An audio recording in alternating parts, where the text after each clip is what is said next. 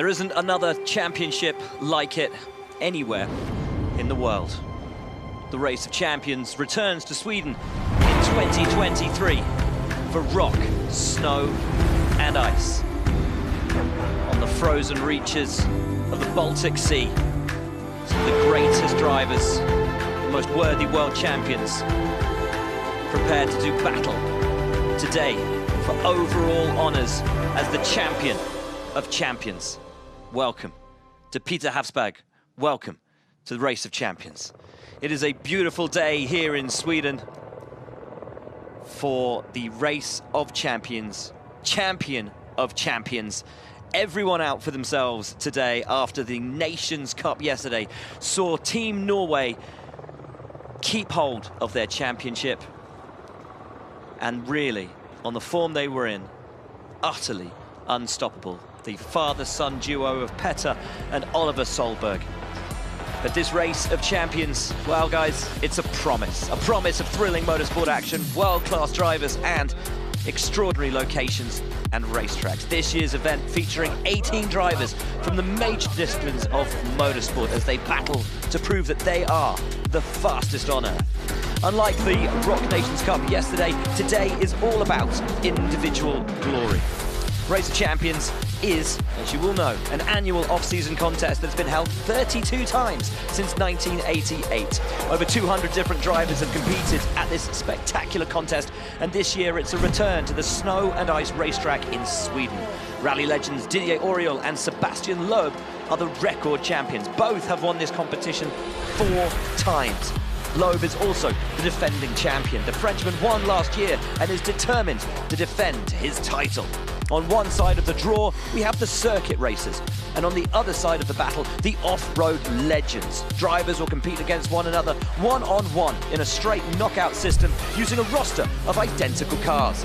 Races from round 1 to the semi-finals will be decided over 2 heats, switching start positions each time, and in the case of a 1-1 tie, the driver with the best total time will advance. The final is the best of 3, with the first driver to win 2 heats crowned as Champion of Champions 2023. So that is how today will shape up, folks. Sebastian Loeb hoping to make it 5 wins and take a new record, but he's got his work cut out. Some of the greatest drivers in the world from all competitions. Yesterday, this man, Felipe Drugovich, and his teammate Thierry Neuville, 2 rookies, made it all the way to the final, but they couldn't defeat Petter and Oliver Solberg, who were teammates yesterday, driving for Team Norway, but today will go up against each other, one-on-one, father and son, and it's going to take something and someone very, very special to beat Oliver Solberg. The form that he was in yesterday was astounding. His lap times individually faster than anyone else could manage.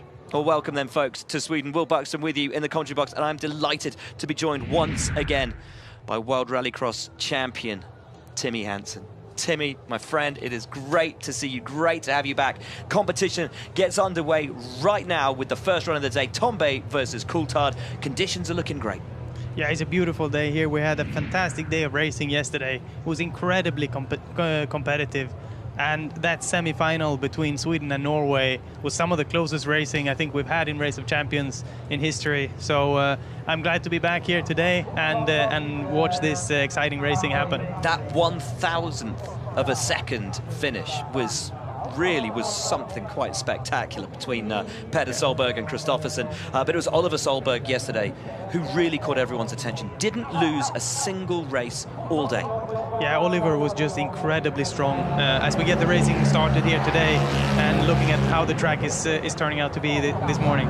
In the Polaris then, it's Tombe on the inside line in the red car, Coulthard on the outside line in the turquoise Polaris. Coulthard didn't have a great day yesterday, ended up bouncing over the snowbank on the inside there. As you'll see, folks, this circuit crosses over in the middle. The outside line is a much more free-flowing, fast line. The inside line far tighter, far more technical, but they will both have to contest both sides of the track as it crosses over in the middle they'll have to do both parts. So Coulthard there in the turquoise and Tombe in the orange. Quite nice, quite neat and tidy. These Polaris cars we saw yesterday, you can really attack the course in these. You can really use the banks and attack them and actually hit them to turn the car. Yeah, you have to really get the flow in these cars and get it working underneath you. It's very special to drive and probably the most different from any other car. We'll see probably lap times dropping later when we get into the different cars, but it's a very fast and flowing circuit anyway, and what Race of Champions is about is to really be fast immediately as soon as it counts. And these two guys that we see race here, they both had kind of a rough start to the weekend yesterday. They both went out in the first round, so they actually haven't gotten very much. Oh, and Coulthard into the snowbank. They haven't got very much track time, and just as Coulthard makes a mistake, so we'll see who gets first to the finish line here. It's gonna be close, but it's gonna be Coulthard. Over the line then for David Coulthard, takes the win, a 1:44.0. Tombe 1.3 behind. So David Coulthard taking the win. I think this just shows that you have to be aggressive with these cars, like even after the finish is proving. But the aggression and the commitment really pays off. Probably Adrian went a little bit too cautious, tried to stay too clean, but that's not really the most efficient way to drive on snow and ice. You have to get those studs working with the ice, and even though David here had a few times over the limit, he was still the fastest one. And that's the thing with these Polaris cars, you can afford to take a bit more of a bite out of the corner. You can impact those snow barriers on either side of the track, and it won't ultimately hurt too much. We saw a couple of occasions yesterday where people lost it and got bedded into the snow. But now a completely different car. It's the Zeroid, the electric rally car. Mick Schumacher will face up against Felix Rosenqvist. So the Mercedes reserve Formula One driver Mick Schumacher against IndyCar star Felix Rosenqvist. The local fans all out to support the home driver Felix Rosenqvist. A lot of Swedes in the field today, particularly Oliver Solberg, who has switched nationalities from yesterday being Norwegian, today Swedish. He has dual nationality, so yesterday racing with his father, today he's representing his mother and will be Swedish today. Yeah, and you might think that Felix has a big advantage here, obviously grown up in Sweden, and he has raced on snow and ice before, but Mick also, he was here last year and he knows what these cars need to be driven fast. And very competitive yesterday was Mick Schumacher. So Mick in the blue rock car, and in the black it's Felix Rosenqvist. Schumacher really finding his feet, loving driving on the snow and ice and proving to be very, very competitive. He's not feeling 100% day. He's got quite a sort of a bunged up nose, having struggled breathing this morning. Not sure how much that will affect him out there on the snow and ice. We'll be right on board with Rosenqvist on the inside line, that tight left-hander at the top before cutting back for the switchback through the right underneath the tunnel. You see Felix there with it, one hand on the handbrake and one hand on the steering wheel. Of course, you want to keep the car sideways. Understeering these cars just doesn't work. Then you then have to stay off the throttle and you don't get the exit speed. Yesterday we were seeing round about 5 seconds of a gap here. That was equal, and we see that now. So this is a very close race. Yeah, across the line it should be about 2/10 there then. The 5-second gap is what we expect to see, with the difference in lap time from the outside to the inside, and already those snowbanks taking something of a pounding and pulling snow onto the racetrack itself. We saw a very clear line, a very clear groove being formed in the track yesterday, but it's fresh on the snow this morning. They have gotten a few laps of practice this morning, and many of the drivers said the track was feeling a little bit different. Here we're coming up towards the finish line, and Mick has done enough. Easy for Mick Schumacher. A wonderful drive from him. So he takes the first win by over a second. A brilliant drive from Mick Schumacher, who really does love driving here on the snow and ice. Yeah, I had a lap this morning with Oliver Solberg, and he said the flow has changed. The lanes feel a little bit thinner, a little bit narrower. So the track itself feeling far tighter than it did yesterday. It might have been when they're grading the track, they have to put the snow somewhere, and the snowbanks look quite low, but it might have been that the snow has kind of ended up narrowing the track a little bit, especially in the tunnel. Apparently we don't have great camera shots of that place, but it's super narrow there, and it's important to get the car collected and in a straight line going under the tunnel. So Schumacher takes the victory. It's 1-0 for him, 1-0 for Coulthard as well against Tambay. Everybody will face each other twice in this first round. In case of a tie, if it's 1-1, the driver with the fastest total time over the course of those 2 races will progress to the next round. The drivers will be back in the Zeroid then, Coulthard versus Tambay. In the Zeroid, they've done their first run in the Polaris, now moving over to this electric Zeroid car. All the cars here, either electric or running on 100% biofuel as the Race of Champions pushes towards a more sustainable future. I love that we get to see the comparison between petrol cars and electric cars today. This electric RX2E car, fantastic to drive, and it's very, very well suited to this kind of narrow and tight track. So we're off in the second heat between Coulthard and Tambay. See Tambay getting a very good start there, probably David with a little bit too much wheel spin getting off the line. Very smooth so far. Coulthard hooking it up on this Champion of Champions day. Didn't have his best day yesterday. Oh, and he's collected the snowbank once again. He's continuing to be brave, David, and wanting to be aggressive. You see him already in the snowbank once again. Is that his 3rd visit to the snowbank so far in these 2 rounds? I mean, I think that's being kind. DC using every bit of track, and even a little bit more as Tambay just as a little nudge. He had a big jump there just before and got a little bit out of shape on the landing. I think he was happy to get away with that. Oh! And he's spun down there at turn 1, tried to put the flick in on the double left, and Coulthard did have a 1.3 second advantage going into this race. So if Tambay just keeps it clean and brings it home, Tambay will, I think now, have the overall fastest time between the 2. Tambay is just going to bring this thing home, and he'll advance to the next round. Yeah, everything changing there in one moment. David looked so good to take this win, but yeah, a tiny mistake. Probably got on the brakes in the wrong moment when the car was pitched in the wrong direction, and doesn't take much on the snow and ice to make a big mistake. So Tambay through the final corner will cross the line, and if he wins by more than 1.3 seconds, and he will, with ease, Tambay will progress to the next round. So Coulthard is out after round 1. Adrien Tambay progresses to the next round of Racing Champions, the Champion of Champions Day. And just that tiny mistake from Coulthard, as you said. The track this year, it used to be a straight line down to turn 1. Now there's a slight flick right before that double left-hander, and on the outside you can see he tried to pitch the car to offset it and just lost it. It's tricky there because you also have to slow down quite a lot. Here we see the mistake actually up close, and he was already out of shape on the straight and just doesn't get it collected, and slams on the brake when the car's pitched to turn right. And when you slam on the brake, you get the weight transfer and everything, and that's really what you have to play with on snow and ice. It's different on tarmac. You can get away with turning the wrong way and getting on the brakes, but yeah, here the timing just out by a tenth or something, and it was costly for him. So he's already out. So Schumacher versus Rosenqvist. Schumacher with the advantage after the first heat, and they will be racing in the Polaris Razors. Wonderful little cars, perfectly suited to Race of Champions, but such a different driving style to the Zeroid that they raced in the Heat 1.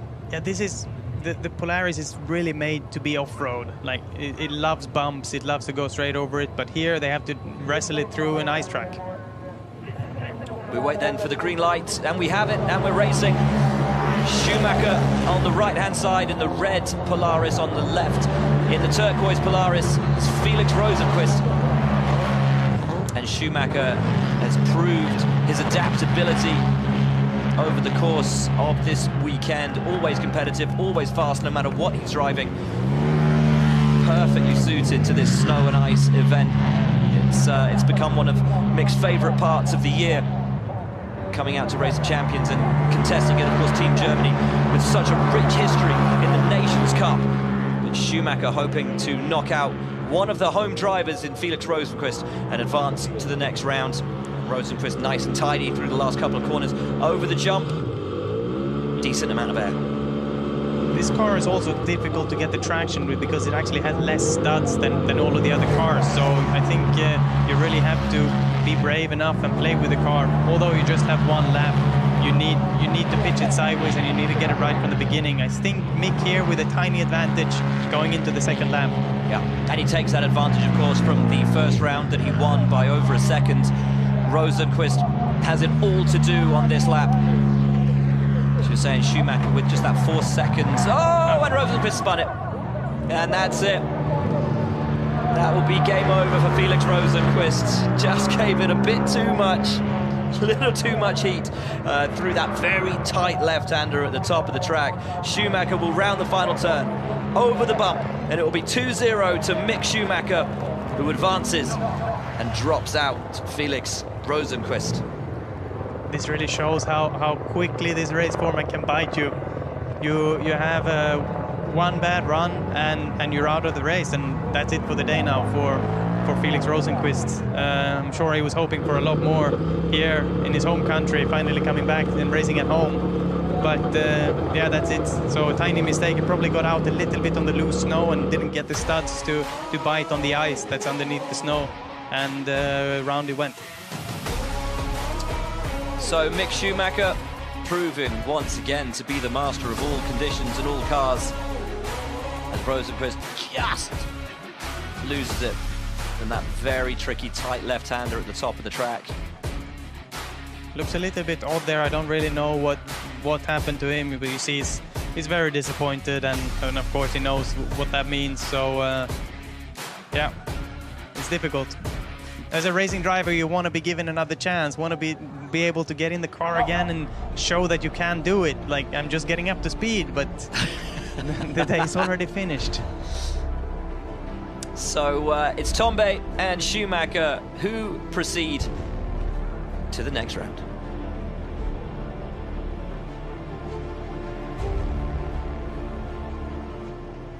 It's Race of Champions, Champion of Champions Day. This side of the draw, all the circuit races. We're going to get a little bit of a demonstration now.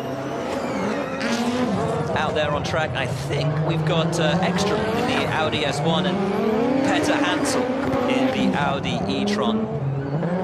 Petter Hansel, of course, so experienced, so successful, and a look at the past and the present of Audi's off-road challenges.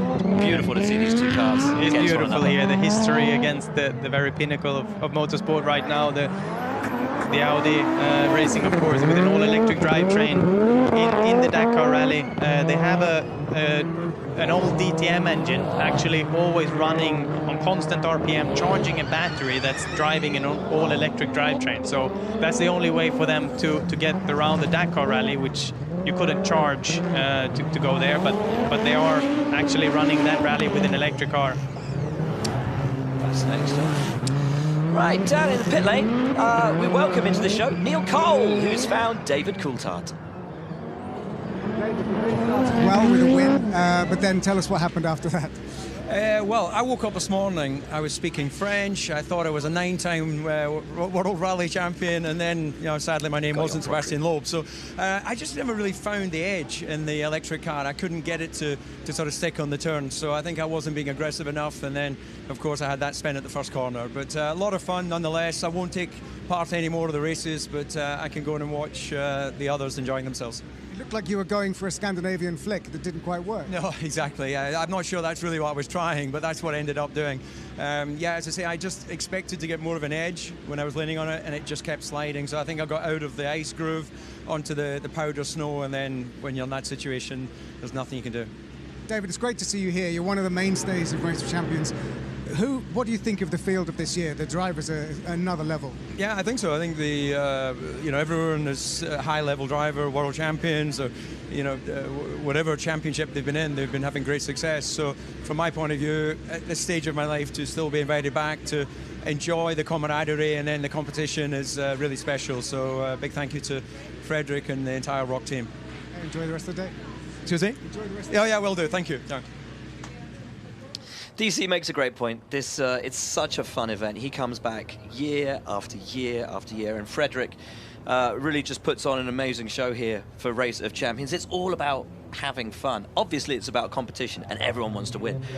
But the camaraderie, the friendships made, it's such a unique event in that respect. Yeah, it's fantastic to be part of this event and to get to race against people that you never usually race against. You get to sit down, have dinner together, and finally, once on track, of course, we're all competitive, and they all want to win this race. But this is not the main championship for anyone. We just come here for a laugh and enjoy the time. So that's probably why it's such a relaxed atmosphere here, until you get to this very moment. Until the visor comes down and the light goes on. Felipe Drugovich, Formula 2 champion, up against two-time Formula 1 world champion Mika Häkkinen. Drugovich surprised a lot of people yesterday in making the final. It's his rookie season here at Race of Champions. He's never raced on snow until yesterday, and he adapted beautifully, drove fantastically. Yeah, I think surprised many people being a rookie and first time racing on snow and ice, coming from Brazil, nice and warm. Let's see what he can do today. Came from the 30-degree heat, had to buy a ski jacket especially for the event. Said he'd never been anywhere quite as cold as Sweden. We got the green light and we're away. Drugovich on the outside in the red Polaris. Häkkinen, two-time Formula 1 world champion, in that famous blue and white helmet in the yellow Polaris. Rounding turn one, more of a double left-hander on the outside line, two left split by a little straight. The inside line, that left-hander, not a constant radius, a really sharp tightening of that first left-hander, but now up to the top end of the track, and the long flowing left-hander where you can really get your foot down, slide the cars through as Drugovich does. Beautiful car control. I think we see here that Felipe is a bit more comfortable with the track, with the car. Obviously, he has a huge advantage, having raced every single race yesterday. He got a lot of track time, and practice really limited. And Mika was unfortunate to go out in the first round, so he haven't got that much seat time yet. And I think Felipe here with a bit of an advantage. Yeah, Team Finland knocked out yesterday by the champions of E-Rock, who have been racing on the sim this weekend, and actually took to the snow and ice for one race as part of the E-Rock Championship. Blakely and Otmia proving they were just as talented in real world as they were on the sims, knocking out Valtteri Bottas and Mika Häkkinen. Drugovich, having made it all the way through to the final, so much more experience, so much more time on the track than Mika Häkkinen. But Häkkinen rounds the final corner. It will be close as Drugovich turns onto the straight. And a good run from Drugovich once again. A 43.7 plays a 45, so 1.5 seconds the gap over the line. And Drugovich, he continues to impress and really, I think, to make just such an immediate impact here. Yeah, I get so impressed by Felipe because the natural skills of a rally driver on the snow and ice is very useful. A rally driver can drive kind of normal. This is the driving style that we have in rallying and on gravel. But the tarmac racers don't really get to use their optimal natural talent with the late braking points, the high grip, the downforce. And Felipe really showing here that he's able to switch between the disciplines with it, which is so much harder than it might sound like. Yesterday, getting a second place in the Nations Cup and showing a promising start to the day here. Nice rhythm and winning the first race of the day. I tell you what it was. That Mika's not wearing his glasses. That's probably what it is. That's probably what. We'll wait until we hear from Mika. I'm sure Neil will grab Mika a little bit later. Mika used that as his excuse last year that he wasn't wearing his glasses and so he couldn't see the track. It's a nice one to be able to pull out of the racing driver book of excuses. Yeah, I'm sure he has a big book of excuses. He has a lot of experience. Right, a new car then for us right now. It's the Cupra. A fantastic little car, but a really tricky one to get the most out of for the drivers. They've all said that even the Polaris, it's easier to get speed and traction out of it than this Urban Concept Cupra. A really tricky little car. It was a challenge to drive this one, and many of the guys I've spoken to down there saying that they just struggled to get into that nice rhythm and flow. So this Cupra is not too different from the RX2E car. but obviously with a few key differences, mainly being the suspension, and maybe it's more suited to tarmac, I don't know, but we'll see now who is better at handling this car around this ice track. We will also see a slight alteration to the circuit before the jump that will come to at the end of the lap. Yeah, they've put a chicane on the rise up to the jump just for the Cupras. So just for the Cupra races, there's now a chicane on that rise. It's Schumacher versus Tambay, the winners of the first round, going one-on-one in this race of champions, champion of champions draw.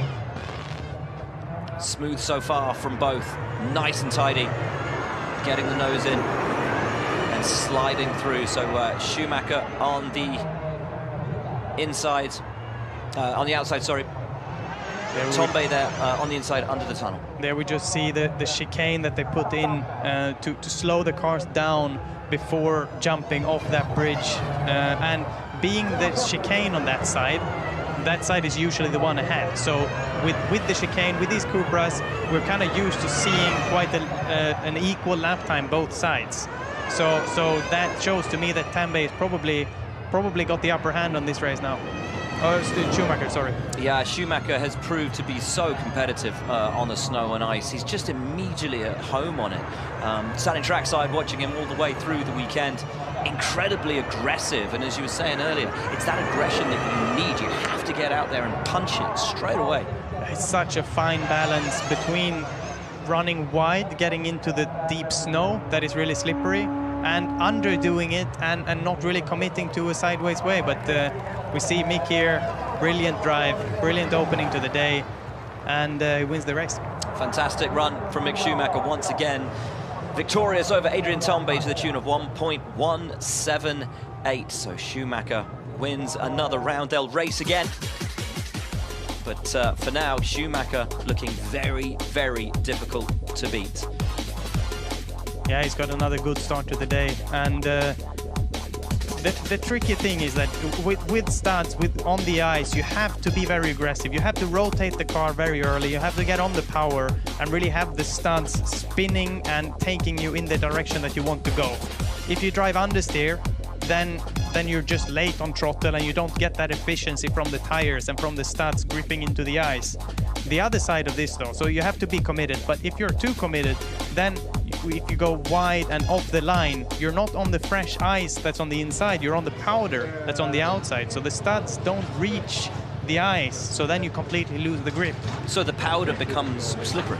Very slippery, and as the track changes today, the drivers will have to adapt massively. The grip will change.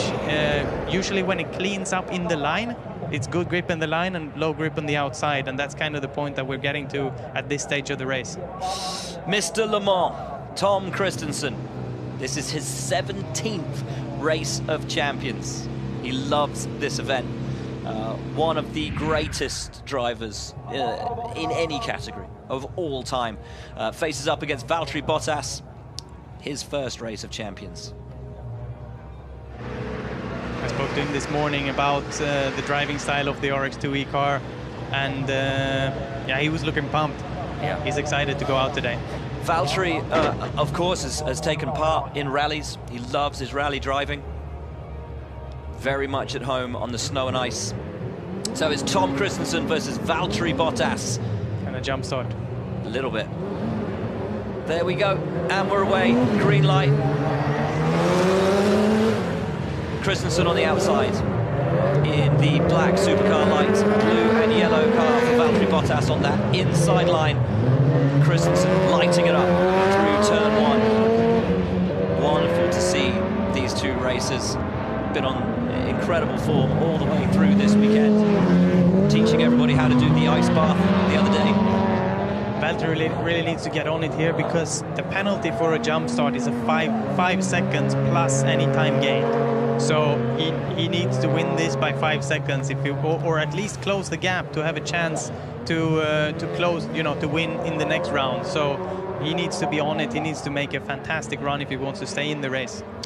Just a little on board there with Jamie Chadwick. She isn't on track at the moment. She's just making her way to the side of the track. She'll be up next. The split across the line, 4.7 seconds. So it is advantage Bottas at the moment, and we will wait to see whether that jump start is recorded as a jump start.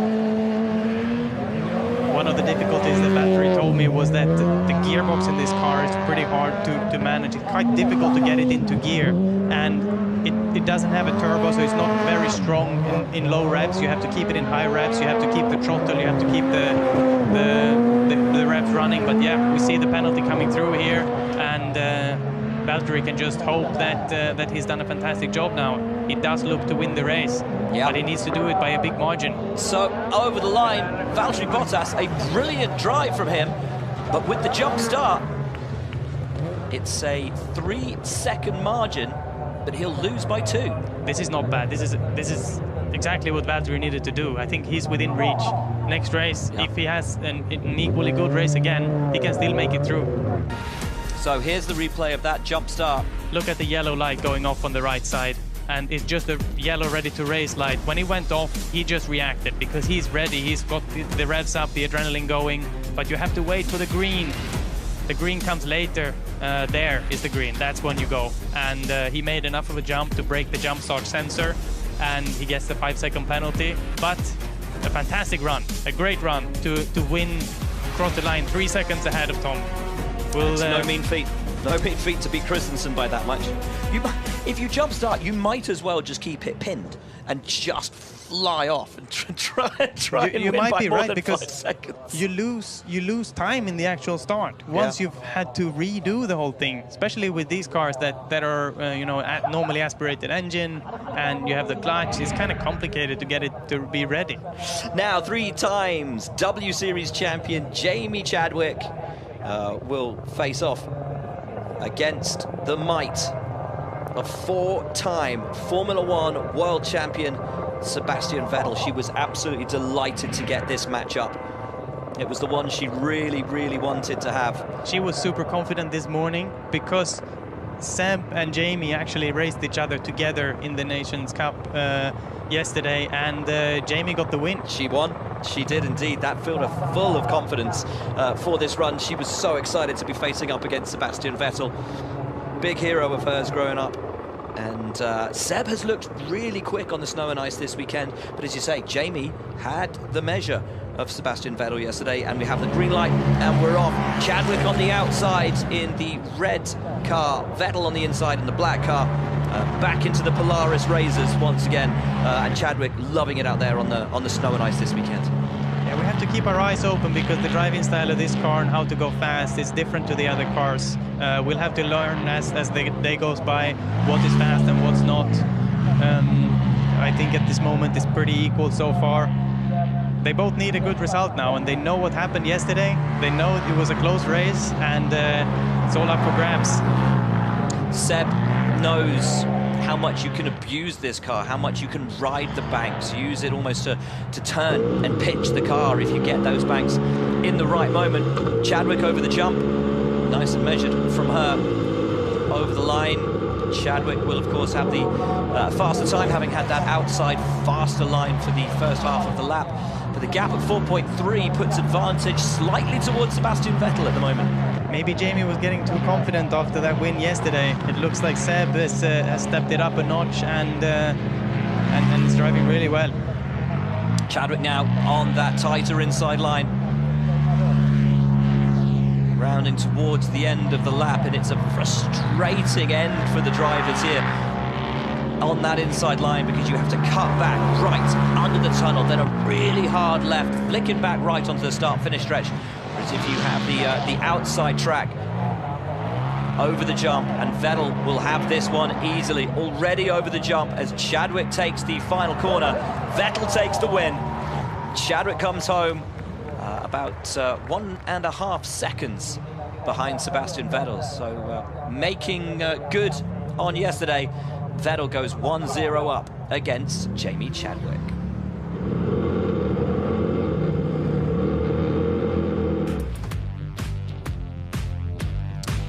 It's a good race between those two, as you said. Seb really got it done. Seb finding his feet a little bit better in this Polaris car.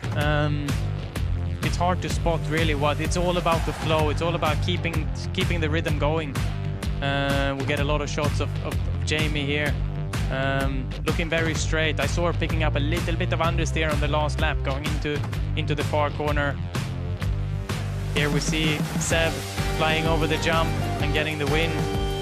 It's a good drive. You see him happy here, thanking his co-driver. All the co-drivers, we should mention, are weighed so that they are equally heavy. So there is no advantage in having a lighter or heavier passenger. Indeed, indeed.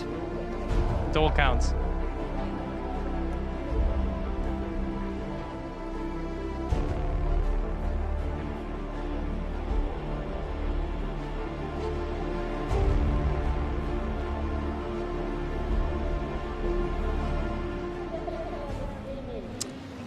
Welcome then, folks. Race of Champions here in Peter Hafsbad in Sweden. See probably Terry Grant on the inside. I would guess it's him. Yeah, that's him. Terry. He's just a legend at driving these cars. Having a lot of fun out there. And someone who's been having fun today, already been out on track, doing some demonstration runs, is Stefan Petter Hansel, who's with Neil Cole. Well, as Mr. Le Mans is over there getting ready for his next race, I'm very honoured to be joined by Mr. Dakar himself. Stefan, great to see you here. Last time we spoke was in the sand of Saudi Arabia. Very different conditions here. Yeah, it's really nice. At the end, the track is really beautiful to drive. On the car, it's not ready for that, but at the end, it's really a lot of fun. So for people who aren't aware, talk to us about the Audi RSQ e-tron, the one that you competed in the Dakar with. It's really a big car, so the weight of this car is 2,200 kilo, and we move the car by the electric engine, but we have a thermic engine that we use like a generator just to charge the battery. It means that with this car we are able to do 1,000 kilometers without stop, without refueling, without pit stop. So this is why the car is so heavy, big, but it's really perfect to drive in the desert. And watching you drive on the desert, one thing that comes across is you don't have to change gear. Talk to us about the torque and the fact that you are less busy behind the steering wheel. Exact. So you have no gearbox, and at the end, when you cross the dunes, it's really more easy to anticipate the top of the dunes and everything. So you can ready to be focused on your line, just concentrate on your line, on the co-driver, on the navigation for sure. And at the end, it's a little bit more easy than the conventional car for sure. Now, of course, you're here at Race of Champions. Seeing the atmosphere, is it something you would like to do in the future? Yeah, I did already a few years ago, but for sure it's always a good atmosphere, and it's really nice to meet all the Formula One driver, all the new one on the different kind of competition, WRC. This is a good opportunity for sure. Let's hope you come back again. Thank you. Thank you. Great to hear from the Dakar legend. Great to see him back in the Race of Champions in the future. Yeah, he points out a very interesting difference between driving a thermic car and an electric car, and apparently it's the same on the dunes. That it's just easier to focus on your line alone and getting that perfect line that you've spotted. It's the same here on the snow and ice. You can just be more at one with the car and the track, not worrying about the shifting.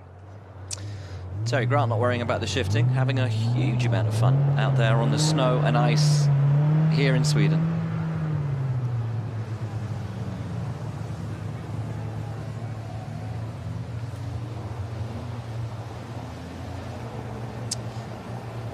So the first heats on this side of the field have been decided.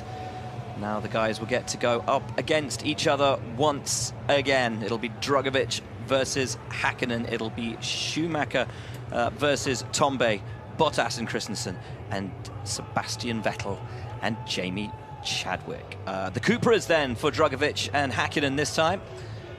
And Felipe Drugovich, once again, impressing, made the final yesterday in the Nations Cup. And today managed to defeat two-time Formula One world champion Mika Hakkinen in his opening heat. Hopefully Mika has put his glasses back on so he can give a good challenge this time. I'm sure Mika's hoping that as well. Has he got? No, he hasn't got his glasses. Maybe he's got contact lenses. Do you think so? I don't know. He was wearing glasses early this weekend. He does have the sun in his eyes there. I hope you see the start lights properly. Stop giving him excuses. Well, Yeah. Felipe with the advantage here. I think he can play it a little bit safe here, try and work off of the margin that he has, because remember, if it's 1-1, it goes to time difference. And Felipe got a commanding win last race. He did indeed. Green light, and we're off in the Cupras. Really tricky cars to drive, and of course the chicane makes its return on that rise up the crest of the hill, just for the Cupra races.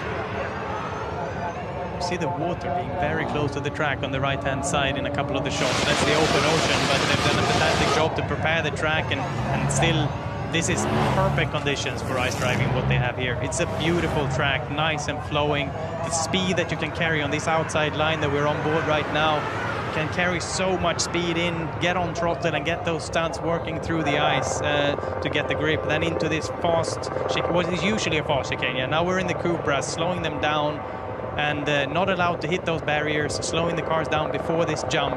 And yeah, we are used to seeing a very close first lap here, and they are indeed very, very equal so far. Really close between Hakkinen and Drugovich. I think it's just about advantage Felipe Drugovich right now, though. Very clean first tour for the Brazilian.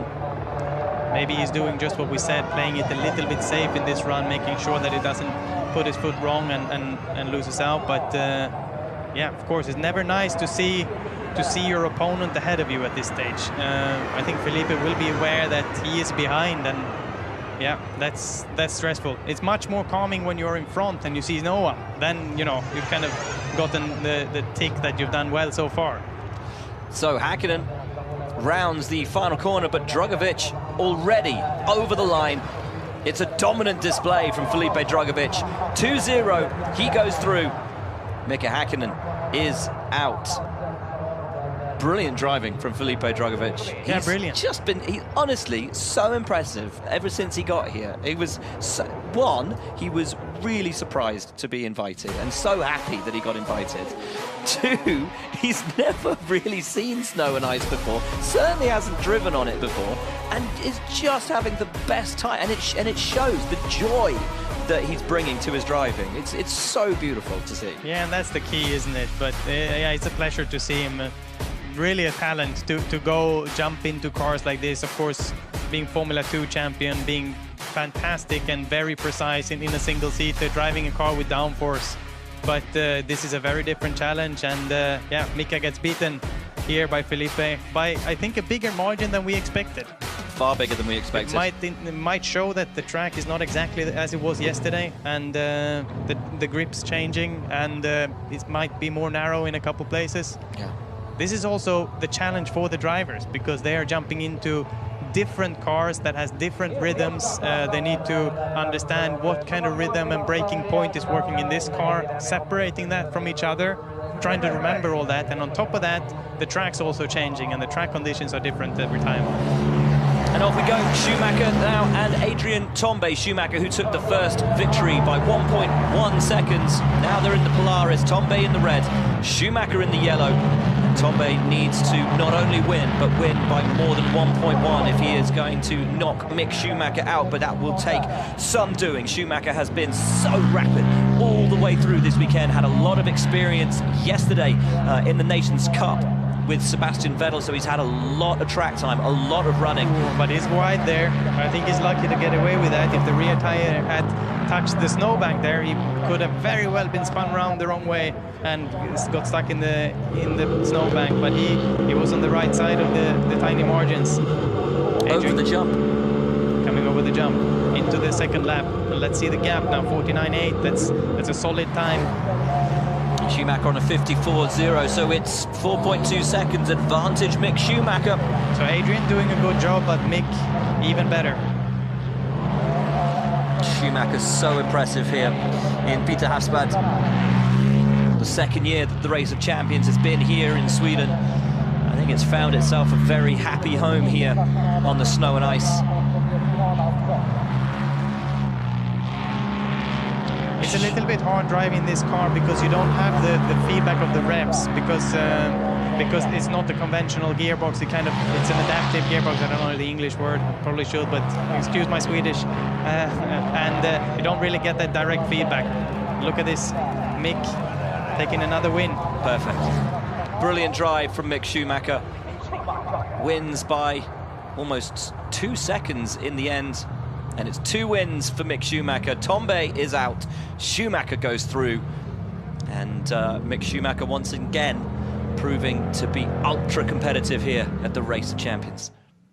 Yeah, Adrian doing a good first lap. That time below 50 is good on the first lap, but Mick, of course, not being like a 4-second-ish gap, made an incredibly good first lap and continued to extend the margin on the second lap. So yeah, he's found his way around the track today. He's got 2 runs under his belt now, and we'll be looking forward to progressing through to the next race. Timmy, would you prefer to have the inside line to start or the outside line to start? Would you rather get the tight, sort of fiddly bit out of the way first and then really get your foot down on the outside line, or would you want to get into a flow first? Yeah, I think on paper that they have measured where the start line is very carefully to make sure that there is no advantage, on paper. But it's always easier to go more and more aggressive as the run goes by. So to go the other way and take it easier is harder. So if you start on the inside line, you naturally have a slower rhythm for the first lap, and then you can attack more on the outside line on the longer corners. It's easy to make a mistake when you come from the outside line and then second lap do the inside, because you have to remember to go slower than your previous lap, and the corners tighten a bit more at the end, and the snowbanks very quickly comes very close to you. I got caught out exactly like that last year when I was there. So I did that mistake, so I'm speaking out of my own experience. Absolutely. Right, Vettel versus Chadwick. It's a 1 win apiece for them over the course of this weekend, but today, champion of champions, it's 1-0 to Sebastian Vettel. The gap 1.5 seconds, so Chadwick needs to win, and win by more than 1.5 seconds if she is going to knock out Sebastian Vettel. It's a good start from Vettel. Nice start from Chadwick as well. Nice, clean, tiny down into turn 1. Chadwick, though, knows she has it all to do to defeat Sebastian Vettel and to do it by a decent margin if she wants to go through to the next round. You really got to be brave in this car, really wrestle it around, make sure that you go down on the gear. As you see Seb there, he's on the handbrake getting the rotation to get on power. This fast and flowing section near the water there is super cool, and then you can bring so much speed into this corner. You see Seb just tapping the handbrake. He's not really locking the wheels, but he's just opening the central diff there by pulling the handbrake a little bit, opening the release valve, and that just allows the car to rotate that slight bit more up the gears here. And this is the fastest part of the straight, and this is a tricky braking. You can see the grooves here really digging out from people having locked their wheels and digging the ice out, so it's like you're on train tracks when you're braking there. Chadwick 5.7 back, so Vettel definitely with that advantage. Looking fantastic right now. Is the 4-time Formula 1 world champion. Loves the Race of Champions. Contested it for many years with Michael Schumacher. Team Germany having won the Nations Cup a record 8 times. Sebastian Vettel winning one of those by himself without a teammate. Now, of course, partnered up with Mick Schumacher for the Nations Cup. Continuing that beautiful relationship with the Schumacher family. Rounds the final corner, crosses the line. Vettel takes the win. It's 2-0 over Jamie Chadwick. And Chadwick's first race of sorry, not a first race of champions, who was here last year. Second race of champions. Second race of champions comes to an end. Sebastian Vettel just too quick today. Yeah, I don't think Jamie made any big mistakes, but yeah, Seb just having a nicer rhythm from the beginning in the Polaris, being a little bit more aggressive, and neither of them put a foot wrong. Nearly, though. Very nearly. But this is what it's using about. every millimeter of track. Brilliant to see this. This is the commitment you need. You need to be in the line. You can't afford to run wide around the apex because there is a loose snow. So you have to be in there, but you also have to have the car sideways. So you need to be that committed. You need to take some risk. If you take no risk, if you play it safe, you lose a lot of time. So Sebastian Vettel showing no signs of slowing down. He was joking the other day, saying, "You didn't really think I'd retire, did you?" I'm sure we'll see him back somewhere. I know the feeling of driving is hard to just quit, but of course he has a lot of years behind him. He was explaining as well how keen he is to potentially move to rallying, how much respect he has for the rally drivers.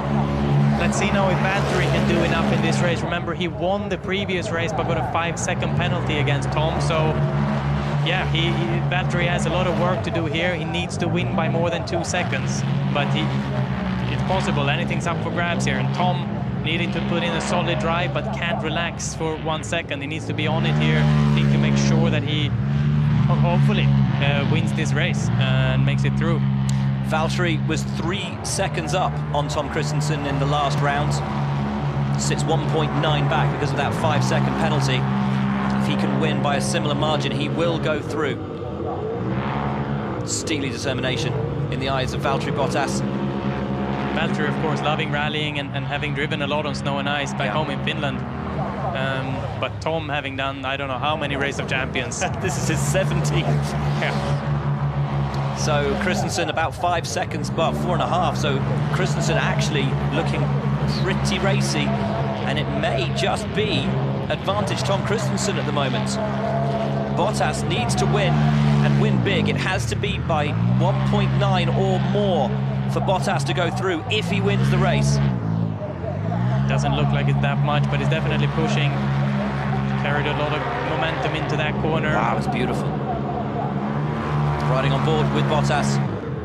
The steering is very sensitive on these cars. You get a lot of steering angle on the wheels for just a little bit of angle on the steering wheel. And Kristensen over the top. It's going to be very close between the two over the line. Kristensen does it. Kristensen wins, and Bottas is out. A brilliant drive from Tom Kristensen there. What a close finish between the two of them. The experience pays off. A little mistake from Valtteri in the previous run, that 5-second penalty costing him to go through. But clean run, or 2 clean runs from Tom, brings him through to the next run, and he wins this race, which will be important for his confidence. Yeah. Big drive from Tom Kristensen. Unlucky for Bottas, because that race was so close that without that penalty, Bottas would have gone through on time. All comes down to that in the end, though, and Kristensen could have won by even more. We didn't see that.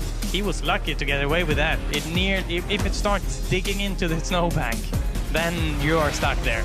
But he just managed to get it out, and enough to win the race. Brilliant photo finish between Tom Kristensen and Valtteri Bottas. Kristensen goes through in his 17th Race of Champions. So Drugovich, Schumacher, Kristensen and Vettel all progress to the quarterfinal.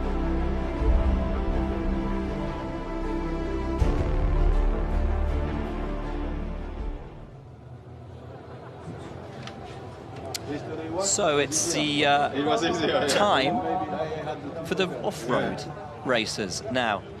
Thierry Neuville, Sebastian Loeb getting ready to go out. And Neuville, super competitive yesterday. And Neil Cole has found Mika Häkkinen, but I don't know if Mika has found his glasses. Mika, we can see that you found your glasses. Talk us through what happened in the races. You really want to know? Well, you know, we racing drivers, we are very good making excuses.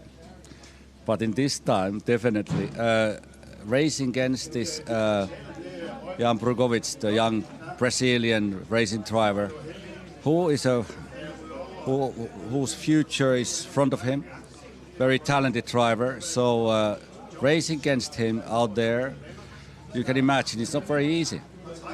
Even my experience, what I have in different racing categories and motor racing categories, and being able to win the Formula One championship a couple of times, it's still difficult. You know, if you are not active racing driver, it's difficult to keep your peak performance in driving, you know.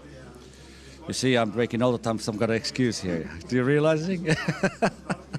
But I had a beautiful time. I had a fantastic time again, and I'm very impressed with the organizers. They've been able to keep the racetrack in this condition all the way through the weekend. I think that's one of the priorities, and I still one day I want to win this. So I think I had to wait up to 12 months now.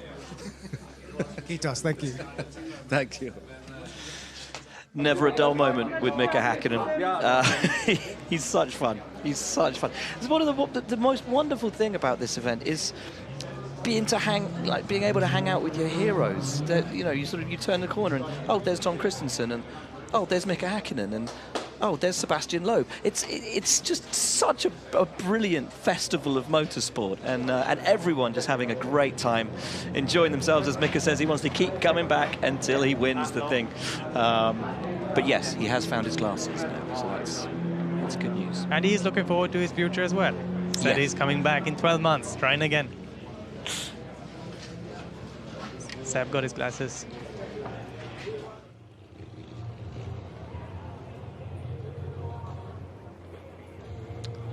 So we move now into the off-road racer category. It's going to be Loeb versus Neville. Then the matchup everyone is keenly looking forward to. Petter versus Oliver Solberg. Kristoffersen faces up against Faust. Pastrana against Ekström. This is a very competitive side. Of course, for these guys, it's more natural to drive in this way. We've seen a couple really impressive performances from the racing guys adapting to this snow and ice. But these guys will have more experience when it comes to this surface. They will need to be extremely precise to win any of these races. So, of course, now we're getting to see this impressive car. Now, this is very interesting. This is the FC1X, and tell me about it.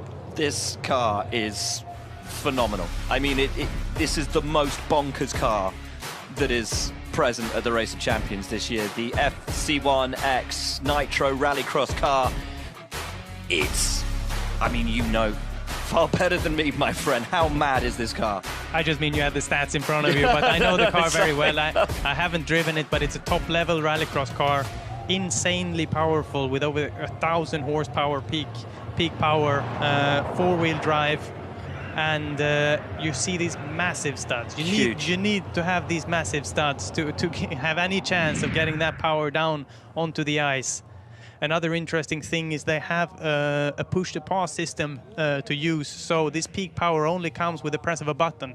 But that is tricky to find really the right spot to use that. I think a lot of the guys were using it on the rise up the hill, just before the jump. And I've heard some of the guys it too much. They have jumped so much, like too much, when they've used it there. But that's probably the only place. But this car being by far the fastest of the ones we got here today, incredibly impressive car. Studs! I mean, this car is completely insane, folks. You are going to love this. And with Sebastian Loeb and Thierry Neuville, two of the finest rally drivers in the world, this is going to be some contest. Loeb, who flew in yesterday, only landed an hour before his first race, was knocked out in the early rounds yesterday. Hasn't had much experience out there on track. Neuville making it all the way to the final. And in this absolutely insane FC1X, we're racing in Sweden. You see it visually, how fast this car is. It's an astonishing car. The commitment it takes to just go out there, and you feel that acceleration into turn one, but you can't keep the momentum because you have the grip by those studs into the first corner. Is just flying through the racetrack. This is what it's all about. Two of the best rally drivers in the world in this car, on this track, taking every millimeter, push over the jump. Huge first tour for Thierry Neuville. 40.1 on the first lap. Wow. It's just massive. mind-blowingly quick. And the gap, 5 seconds. So it's pretty close between these two. Little lock up there for Seb on into the first corner. I mean, I can't imagine like how it takes so much commitment to jump into this car. It's very easy to underdrive because it's so potent, right? It's so fast, and you have to use all that. Like you have to go out there and from turn one immediately nail everything. Oh, and Neville's in the snowbank. Thierry's off. He manages to get through the tunnel, but he will have lost too much time. It was all his. It's going to be close over the line. Loeb takes it. And that was Neville's race to lose, and lose it he did with that big contact into the snow barrier. But a wonderful race. I spoke so much about the commitment, and Thierry definitely had it. He was ahead, but he got a little bit too keen and too carried away. It does tighten up under the bridge there. It's slower corners, and my word, got sucked into the snowbank. I think he should be happy to have gotten out at all. What a brilliant contest. What brilliant cars. Look how far they jump. Wonderful. Absolutely wonderful to see. It's a beautiful landing also there. The suspension really taking it nicely. This car is obviously built for massive jumps. In Nitro Rallycross, they have some of the biggest jumps. And here we see where he lost it. Yeah, he felt this early. He came in with too much speed. He pulls the handbrake very early to try and go with the rear first into the snowbank. Of course, he has huge experience from how it is to drive on snow and ice from the WRC. And he did just the right thing to keep him on the track and to keep his hopes alive of progressing, because the gap was not big, so it's still up for grabs in the next race. Brilliant contest. Loeb wins the first run then against Neville. And next up, the contest that we've all been looking forward to. Petter Solberg against his son, Oliver. Oliver, who has been by far and away the most impressive racer of this year's Race of Champions. Unbeaten yesterday. Can he extend that winning run against his dad, who said in the press conference earlier this weekend he wasn't going to do his kid any favors? He wanted to go out and beat him. Yeah, I'm sure they both want to go through, but Oliver might be the favorite to win the race today. After his performance yesterday, he was incredibly strong, put some incredible lap times in there, and they together as father and son got Norway to victory. Of course, Oliver today switching nationalities to Sweden. Oliver is actually Swedish, although, and they live in Sweden, although Petter's Norwegian. So yeah, Norway against Sweden now then. Norway against Sweden. He Father will against son. have even more support from the home fans here in Peter Hafsbad. Petter, of course, such a legend of this sport. There's something personal for Oliver in this year's Race of Champions as well. He's got a point to prove, having lost his drive at Hyundai. I think beating Thierry yesterday, I think that meant more to him even than lifting the trophy. He wants to make an impact. He's got a point to prove this weekend. Yeah, he definitely was happy to beat Thierry. Of course, Oliver didn't have the best of seasons last year in the WRC, having the factory drive with Hyundai, and this year taking a step back, going in WRC2 and continuing to collect those kilometers and experience, because the World Rally Championship is unbelievably high-paced and difficult to get into the top, and it takes so much experience. Of course, Kalle winning the title last year. I think he's the youngest WRC champion of all time, so he has something special. But yeah, Oliver taking a step back into WRC2, but having a fantastic time here at the Race of Champions, being, in my opinion, the one to beat today. Agree with you. Agree. See if his father can do it. Green light, and we're racing in the Cupras, which means that the chicane is back on the jump. And if you want to watch some commitment, just watch these two. I was lucky enough to have a ride with Oliver this morning in this Cupra. Look how sideways Petter's going. He was telling me that he was really struggling to get the grips with this Cupra, and he has changed his style today. He's going even more sideways.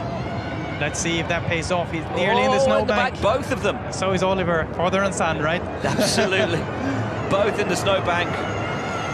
But the commitment clear to see from both. The familiar open mouth of Oliver Solberg in the Cupra, coming up the hill through the chicane. He got the car slowed down nice and early, got a brilliant exit. And Oliver, I think, has the gap, but we saw actually, we were surprised by how much difference it was by the different laps now, so I don't know the gap that we need to have after one lap. Oliver's wide. Really? He got into that snow, deep snow, and it cost him a bit of time. Not much, but it wasn't perfect. Slight advantage then to Oliver Solberg after the first lap. And looking for all the world. Look at him like he was yesterday. Look, using all of the track like that with full commitment. I mean, he was so impressive yesterday, and I think so far he doesn't look like he's backing off the pace. Let's see how Peter's gone on now. Through the chicane, we look to the right to find Oliver. And Oliver round in the final corner. It will be tight between the two of them. He dings into the wall, but takes the win. Oliver Solberg continues his unbeaten run and defeats his father to the tune of 0.856. Can anyone stop Oliver Solberg? He's just so fast. He's just found something around this track, making the fastest lap times yesterday, and looks to be on form today as well. Started as he finished yesterday. Beautiful drive from Oliver Solberg, as you said, using every millimeter of that track. And a little ding, both of them into the snowbank. Look how committed they are, both of them. It's beautiful to see, using every inch of the track. Incredible, absolutely incredible. And what a joy, you know, to have won the Nations Cup yesterday as father and son, and then to get to go out today and compete against one another. It's really beautiful. It's lovely to see. I'm sure Peter wants to win here. He wants to go everything, but I think he will be proud even if he loses, you know. Yeah. He said the other day, look, I win either way. If I defeat Oliver, great, I've won. But if I don't, then I'm going to be so proud of my boy. Yeah. So for Peter, he doesn't care. He wins. It's a win-win for him. Exactly. He can't lose. Here we see Thierry, Seb, and Frederick, the organizer of the Race of Champions, putting this event together. Yeah. A beautiful event, a celebration to motorsport, putting all these legends up against each other on the snow and ice here in Sweden on a beautiful day. Loads of spectators have come out to see everybody race today. And to see this man now, Tanner Faust, who returns to the Race of Champions after a big absence of a decade or more. And he will be lining up against Johan Kristoffersson. Super competitive yesterday was Johan, and they will be in the Rallycross cars. I think, no, they're in the FC1Xs. So we get to see the FC1X again. Kristoffersson has been really competitive this year. He is on fire. I think if anybody can take that challenge to Oliver Solberg, it was Kristoffersson who was looking the raciest yesterday. That brilliant race, of course, 1,000th of a second against Petter Solberg yesterday.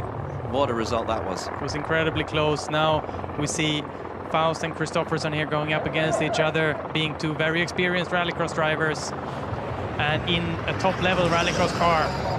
This will be exciting. They need to get it perfect from the first corner. Get that momentum, get that grip, get that commitment. Oh, a lot of snow getting thrown up on the windscreen of Tanner there. It won't be ideal for his vision. Not having more practice laps and getting thrown into different cars, you can't really drive without seeing, like you need to see the track all the time because you haven't built up that rhythm yet. Look at Kristoffersson go. What a sensational line through there, getting the back end out. Just perfect application of power. Almost into the bank as Neuville did. Touching the bank there. Tanner a little bit out of shape. He has looked a little bit scruffy so far. Not the perfect run for Tanner. Too much aggression. Maybe he just haven't found the rhythm. He struggled a little bit with the vision. Of course, now he's ahead on track, so he's got that clear windscreen, but I think he might have lost too much with these tiny mistakes on the first lap. Look at him backing it in. Wow. And into the snowbank. Yeah, with these massive stunts, you have such incredible grip on the ice. He's almost onto the other side of the track. Yeah, but there you see, as soon as you go onto the snow, you completely lose the grip. And that's probably what happened to Tanner there, losing out. Kristoffersson is going to win by a mile. 1:24.2. What a time that is. And for Faust, he brings it home in a 1:30, so 6 seconds back. A little bit too scruffy for Tanner Faust, but a monstrous run from Johan Kristoffersen. That was pretty much perfect. He looks happy. He looks happy. I think he put a nice run in. It's a pleasure to drive this car. Everyone has been saying how insane this car is and how fun it is to drive. And Johan really making the best of it here and winning the race, I think, in a very nice fashion. Yeah, you see, as soon as you get out onto the loose snow and the studs don't reach the ice anymore, these big studs have so much grip on the fine ice. But yeah, Tanner getting dragged out in that loose snow, losing all of that grip, and with so much speed, you're very quickly into the snowbank, and it cost him too much time, and Johan taking the win here. Beautiful drive from Kristoffersen, absolutely inch perfect. And you see the smile on his face, even under his helmet. He is having a wonderful year at the Race of Champions. It's quite the ride to be a passenger in one of those cars here. Can you imagine? Are you a good passenger, or do you hate being driven? I would never go next to these guys on this track. Absolutely not. I know myself too well. Right, it's Pastrana then against Ekstrom. And this should be a great matchup as well. Of course, Travis Pastrana, so experienced, you know so what? many years. Travis, definitely my favorite to win this race here. If he gets the race in the FC1X, that is. Because he is competing in the championship, in the Nitro Rallycross Championship, just come last weekend from Canada, having just raced on snow and ice.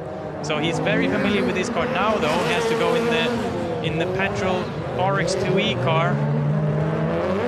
Let's see what they can do. Ekstrom, of course, so nearly beating Norway yesterday in the semi-final, but losing out there. And let's see what if he gets into this nice rhythm now. They're two fast drivers here. Yeah. It's Pastrana in the orange.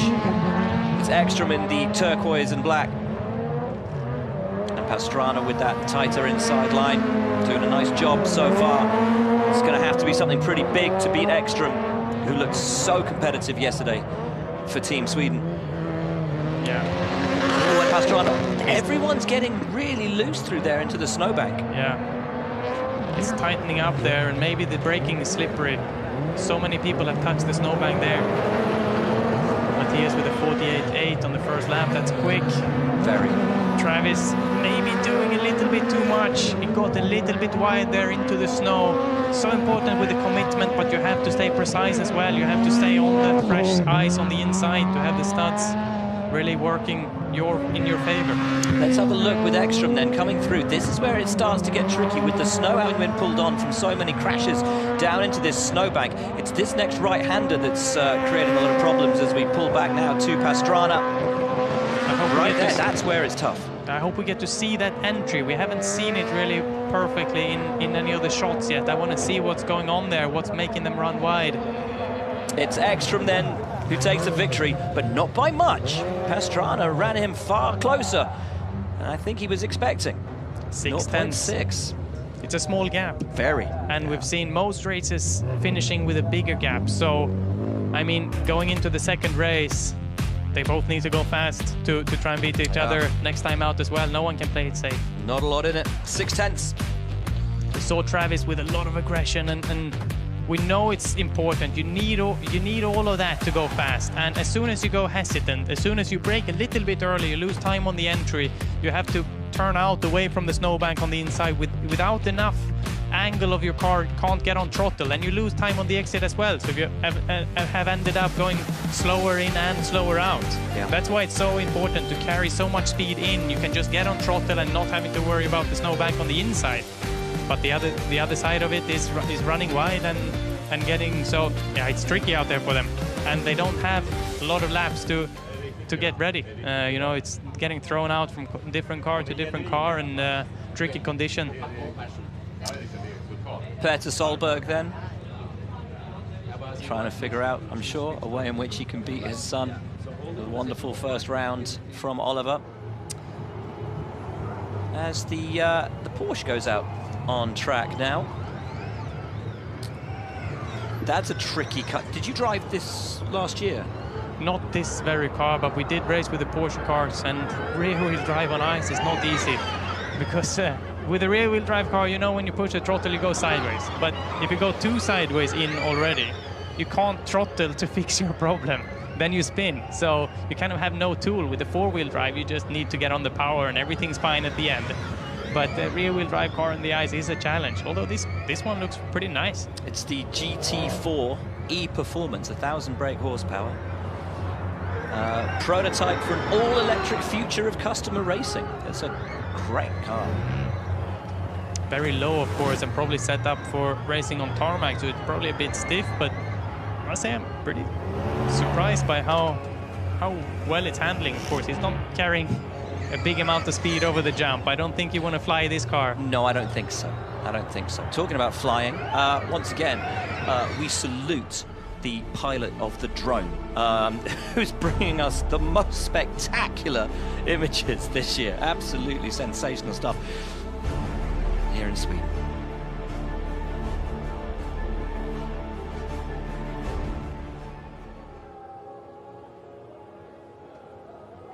Well, folks, this is Champion of Champions days at the Race of Champions. And one driver who will be very disappointed not to be going any further, already knocked out, is Valtteri Bottas, who's standing by with Neil Colm. Valtteri, it's been great to see you here this weekend and see you racing. Give us your assessment of Race of Champions. It's amazing. I'm so happy to be here finally, and really enjoyed every single lap. Not as many laps this weekend as I hoped, as I was out a bit early, but that's the name of the game. And what is it like out there having to jump into the different cars in the snow and ice conditions? It is challenging, you know. Every time you go out, the conditions are different. Every time you go out, it's a different car, and all these cars were new for me before this weekend, so it's definitely challenging. But like always, kind of just getting into it, and then the time stops. So from now that you'll be watching the rest of the racing, who's your money on to actually be Champion of Champions? It's so competitive here. Like it's going to be who makes the less mistakes, I think, in the end. But there's so many talented drivers. It's crazy. One guy that's been really impressive that I'm rooting for is maybe Solberg, Oliver. He's a quick young guy. Thank you, Kiitos. Thanks. So Valtteri thinks it's going to be Oliver. Well, he's rooting for him anyway. It's lovely to see the camaraderie and the friendships being created on this event. A lot of drivers who maybe have spent time watching each other in different championships, but many of whom have never met one another before, and creating solid friendships. It's a really lovely thing. There's also a very competitive ping pong game going on every night. Very competitive. Up in the restaurant, it's that's also life and death. Yeah, that's where the real competition lies this weekend, is on the ping pong table. Seb's pretty competitive on the ping pong table. I don't think he was playing the same time as I was yesterday, so I joined them all, and we're all running around the ping pong table. You were on the round robin running around the table. Yeah, I was, yeah. That's tough. We're all grabbing, you know, of course, ping pong rackets, but plates, hands, phones, we're using anything to just hit the ball over to the other side. There were only 3 rackets, and everybody else had either a plate or using their telephone. Yeah, but it's a great atmosphere, you know. We're just hanging out up there. You know, that's part of this atmosphere that we're all talking about. And it's not just the drivers and everybody hanging out. The vast majority have brought their families with them. Their kids are here with them. It's a lovely vibe, just great atmosphere.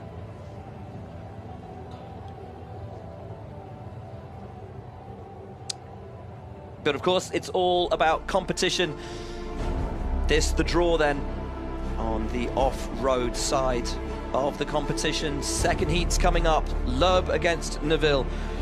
Petter Solberg against Oliver Solberg. Faust and Kristoffersen, Ekstrom and Pastrana. There then is Sebastian Loeb. This is an interesting race now because Thierry actually looked a little bit quicker, but maybe too confident last race and doing a mistake going under the tunnel on the last lap, losing him the race. But now they're on to the Polaris cars, which is a big difference from the FC1X they just raced. Couldn't be more different. Green light, and we're away. Loeb in the yellow, Neville in the blue. Just a half a second gap between them over the line. Loeb took that victory, so if Neuville can beat Sebastian Loeb by over half a second, he will progress to the next round. Look at him, so calm behind the wheel. This car, of course, being four-wheel drive and very high and soft, and doesn't have huge amount of grip because it has less studs in every tire than the other cars, as I said before. So takes a different driving style, needs more of a flow, less stop and start, just carrying the momentum through all of those corners, especially the long and flowing section on the C side, if we say so. Let's see now as Seb goes into the second lap. How big is his margin? We don't know. Don't know at the moment. Looked around the 4 or 5 second mark as we pull back to Sebastian Loeb. He's now on the tighter inner line. We need to get it pitched in and turned round. Right on board with Neuville on the outside line. You see nice and smooth inputs with the wheel, although he's flicking the car left and right, but he's doing that work with the feet. He's just pointing the wheel left or right and then tapping the brake to get the car to rotate and then getting straight back onto the throttle to get the drive out the corners. Loeb with just 2 corners to go. Neuville is already up and over the bounce and down and over the line. Neuville will win, but is it by enough? 40.6, it's half a second. How big was the gap before? Who has won this? I think it was 0.5. Oh, Neuville by 0.04. 400ths of a second. Wow. Ooh. What a brilliant contest between these two rallying superstars. And Thierry here, of course, knocking out Sebastian Loeb in the very first round. Of course, the reigning champion of champions of last year. Seb won everything last year and now knocked out immediately by the smallest of margins. Just shows that this event leaves no room for error. Of course, Thierry making a great run, actually having that big mistake in the previous round, but still being fast enough to take the win. Incredible. Absolutely brilliant. The champion is out. It will not be a 5th crown for Sebastian Loeb. Neuville, who of course reached the final yesterday, just too good today. 400. Oh, he's just getting the news. 400ths of a second. 400. The total was 400 in his favor. I made a mistake. He made a mistake. We missed that on camera. What a brilliant, brilliant race. Hello. So we've got Kristoffersen versus Faust. Big gap. Almost 6 seconds from the last round. Kristoffersen is in some form this weekend. He made an incredibly good run in the FC1X before, and he will be aware of the gap that he's got. He doesn't need to win this race. He can lose it because he has such a big margin. So he will play it safe. He will make sure that he makes no mistake. But still, these laps are all important for the rest of the race. You don't want to get into a lazy rhythm, because then that lazy rhythm is so easy to get thrown into the next round. So yeah, he will play it safe. He won't make a mistake, but he will use this as practice and hope they get through to the finish. Of course, Faust has nothing to lose. Tanner here throwing the car around beautifully. I don't think Kristoffersen knows anything other than full send, like total commitment. That is true, and many times he's gone out in the lead and gotten a big lead, but that's probably where he's the most comfortable, and yeah, likes to be in that advantage. A 48.1 is a good time.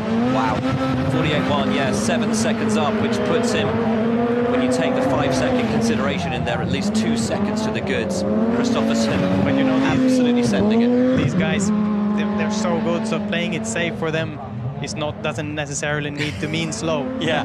It just maybe means that you put 20 centimeters more margin to the snow walls, but he'll still be throwing the car around and getting the feel for everything. But running wide again there, that was interesting. That's the corner. That's what's catching everybody out. He looked wide already on turning. We got quite late into that shot. So Kristoffersson will take the win, an easy win in the end for Johan Kristoffersson. It's 2-0 against Tanner Faust. Just too good. He's looking strong today, Johan. Of course, beating Tanner here, and yeah, I think he's going up against the winner of the Solbergs. Yeah, the next round. It'll be a nice repeat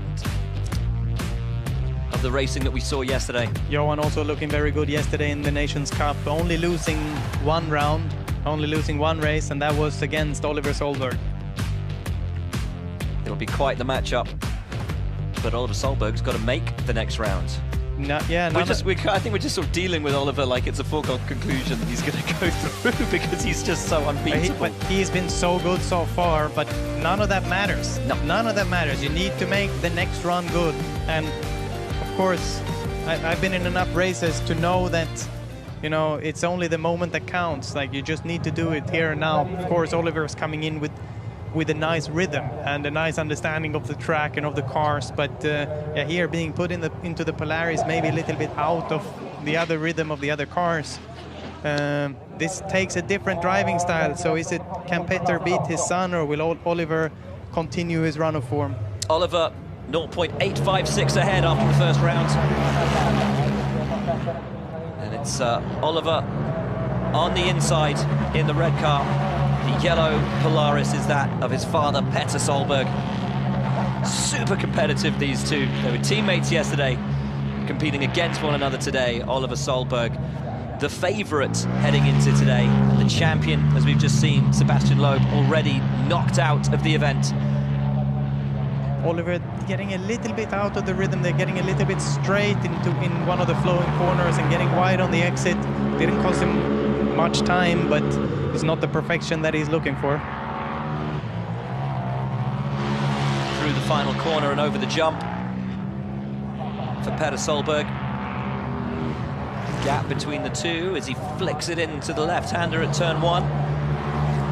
The gap is pretty much exactly 5 seconds. It's close. Bit of really understeer close. there. Bit of understeer there coming into the first corner for Oliver. This is just what we said. It's all about this run. Needs to make it perfect.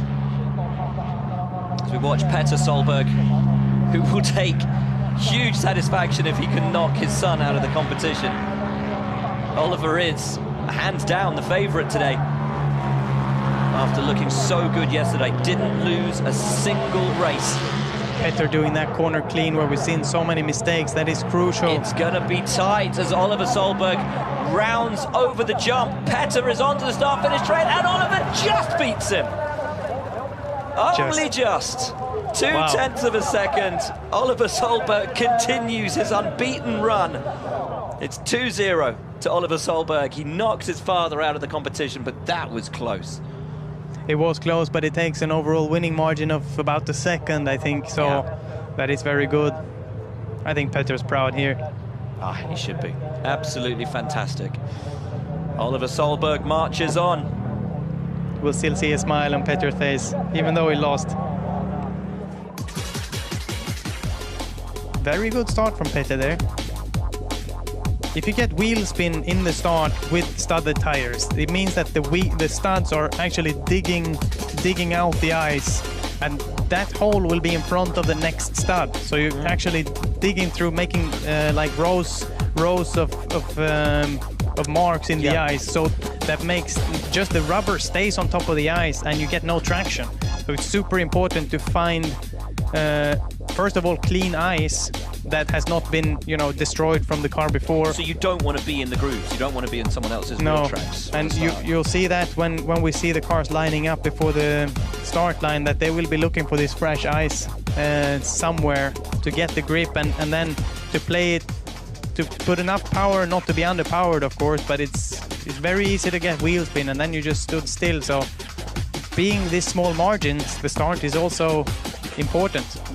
Time starts right from the green light. Oliver happy. I think he enjoyed that.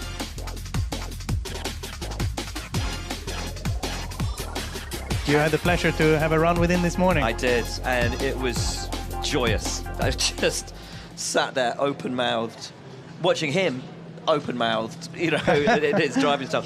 Honestly, it was a joy just to experience the kind of sort of the effortlessness of it.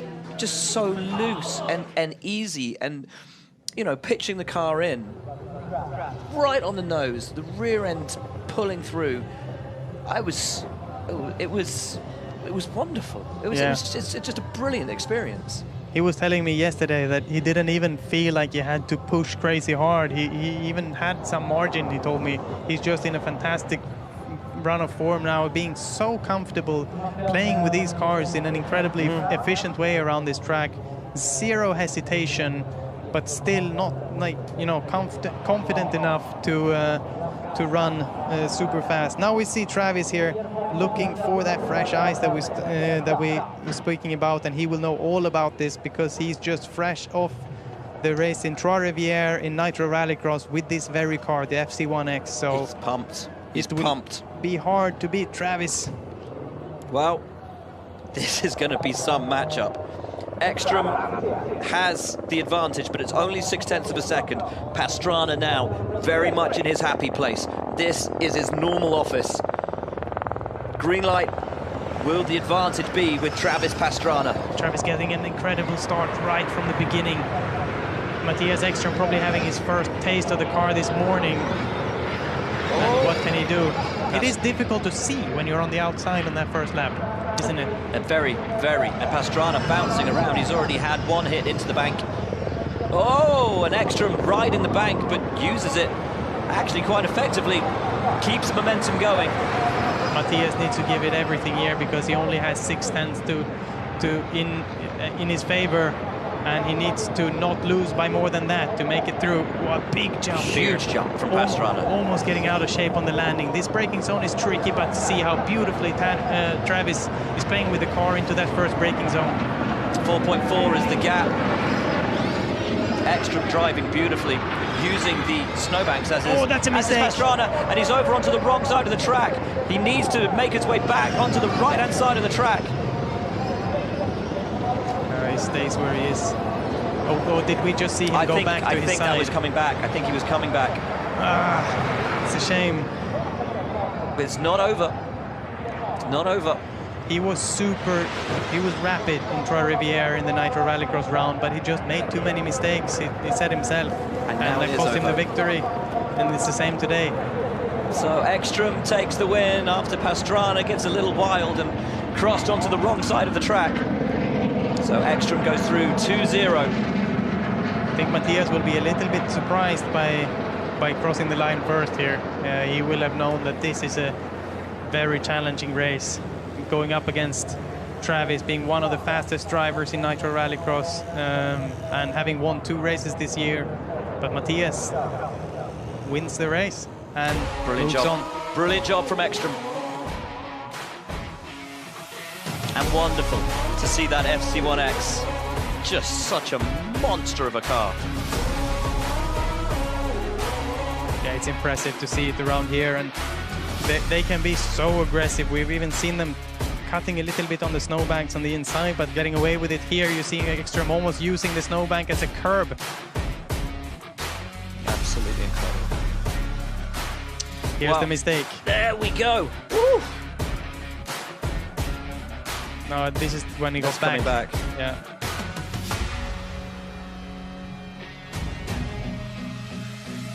Wow. Yeah. Big launch for Pastrana. Showman as he is. Always the big show. He's an incredible racer, an incredible sportsman. I mean, it's a pleasure to race with Travis and a pleasure to have him here at the Race of Champions. But Pastrana goes no further. It's Ekstrom who goes through. Oliver Solberg. But now we move to the other side of the draw. Drugovich against Mick Schumacher. Christensen against Sebastian Vettel, in order to determine who goes through. And then it's Neville against Solberg. Kristoffersen against Ekstrom.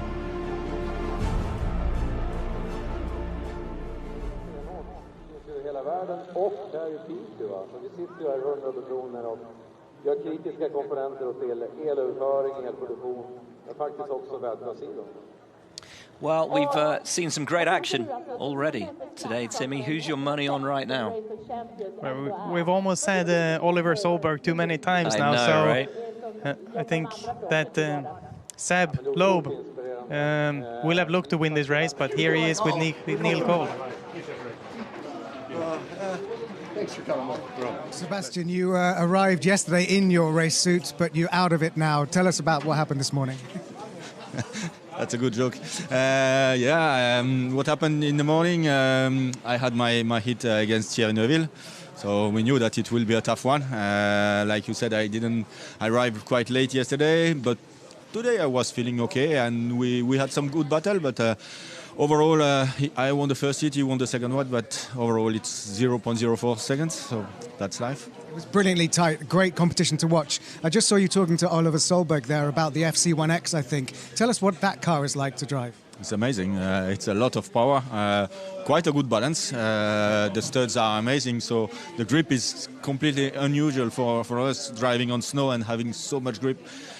So yeah, it's quite demanding. You easily can make some mistake, but it's going very fast, so it's really fun. Obviously, you'll be handing the trophy over this year. So who do you think is going to be the champion of champions today? I think Oliver. You never know, but yesterday he dominated the day. Really, he was amazing. So I think he has good chances to win it again, or to win it for the first time. Merci, thank you. Thank you. We are saying it too much now, aren't we? We're going to jinx him. We're going to jinx Oliver Solberg if we keep mentioning him. Yeah. But a brilliant job from him, and great to see the friendly rivalry between Neuville and Loeb. 0.04 the gap. It was such a tight run between those two. Great fun, great racing. Yeah, very entertaining to watch. You know, you're seeing there's a little bit more commitment from Thierry during that first run, building up a solid gap, but making a mistake on the final few corners, cost him time, but still fast enough on the next run to make it through. So he has been very good to, you know, we've been saying Oliver very much, but Oliver won't have an easy day here. Johan Kristoffersson too looked like an incredible run in that FC1X against Faust before. That side of the draw is very, very tough. As is this side. Sebastian Vettel getting ready to go out. Of course, it's Vettel, Schumacher, Drugovich, Christensen that make it through. Sebastian Vettel, no stranger to racing these head-to-head races in Race of Champions.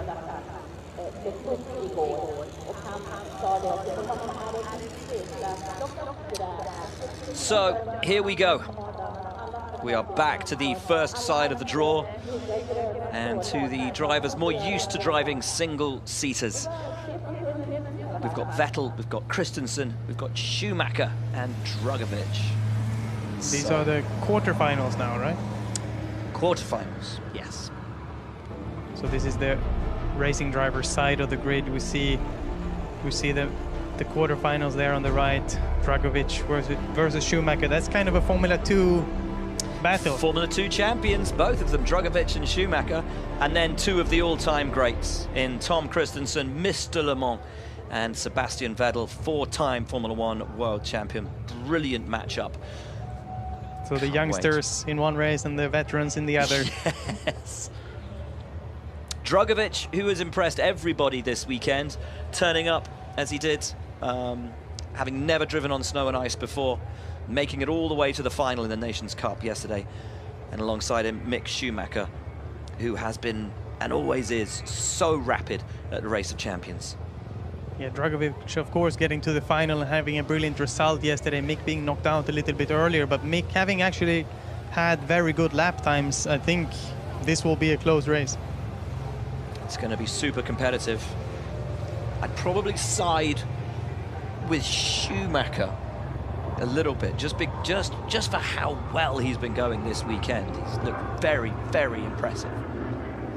Yeah, looked super confident in the run before. Lots of Sebastian Vettel fans out in force here in Sweden. It's lovely to see. Nice to see that Seb has already autographed her banner. So just a little bit of track clearing going on. It's a lot of work going into keeping the track in good condition. It's so easy that the ice gets run down. They will have worked last night to refresh the ice and make it nice and flat again after the grooves having built in yesterday. Yeah. And also, of course, we can't not mention the ocean is all broken up out here. Now it's not just the champion of champions being crowned today, but there was a celebrity race earlier today with some very familiar names. Holmström took on Ingemar Stenmark. Ingemar won the celebrity race last year, if I'm not wrong. Or was it Axel Lund Svindal who won it last year? Or my memory is failing. This was this Svindal morning, won. and it was a great race between these two. Ingemar Stenmark won kind of the champion of champions on Swedish television. Mästarnas mästare, if anyone Swedish is listening, a couple years ago. Incredibly competitive still, of course, a downhill skiing legend. Absolute legend, yeah. No stranger, of course, to being on the snow. But just a great sportsman, jumping into cars here, driving really well. Lovely lines. They are staying in the Polarises the whole time, so they will have a little bit easier to getting into the flow and rhythm of this car, being the same car on the same track every time. Over the line, the gap was... about 6 seconds between the two. So advantage Holmström just at the start. These guys are pros at asking the right questions down in the driver's lounge. Like they're picking up every bit of advice that they can get to understand how to drive these cars and how to go as fast as possible. Massive commitment going through that tight left-hander at the top of the course. It's great to see these guys picking up the pace and improving every single lap that they've been out there.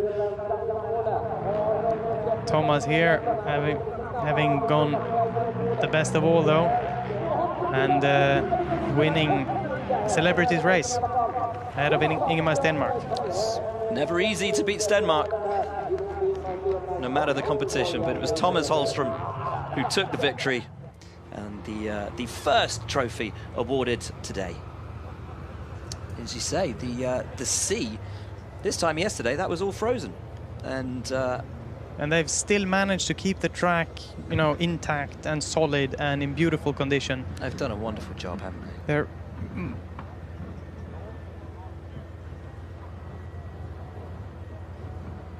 They're just clearing out a bit of that snow dust that's getting thrown to the outside. And making the lines a little bit wider again. The drivers in the driver's lounge will be watching all this. Yeah. Right, he may be out of the competition, but we're sure he'll be happy watching his son advance. Petter Solberg is with Neil Cole. Petter, you had such a successful day yesterday, Nations Cup winners. Talk us through what's happened this morning.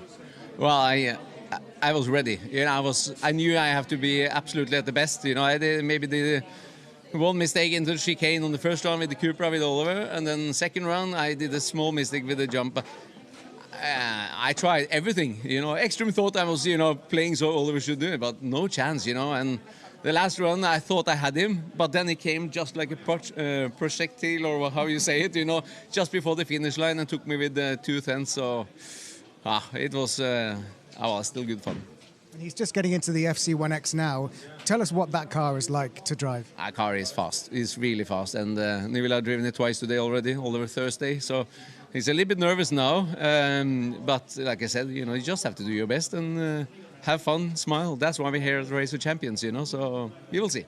And for people at home who watch this every year or maybe watching it for the first time, the camaraderie between the drivers is real. You never get to hang out like this. Well, if you're not a part of the group to enjoy, you have nothing here to do in Race of Champions, basically, So this is all about, honesty, openness, share information, help each other, and try to actually enjoy. That's why we're here. But it's I've been here a few times now, and it's incredible what they create from all different type of motorsports all around the world together. So it's great to be here. And a word about the track. The snow and ice is not something that a lot of these racing drivers are used to, but what does it take to be fast? Well, first of all, I think they have done a good job to share the classes, because, of course, the rally drivers of Scandinavians, they are for sure driven more on snow and ice.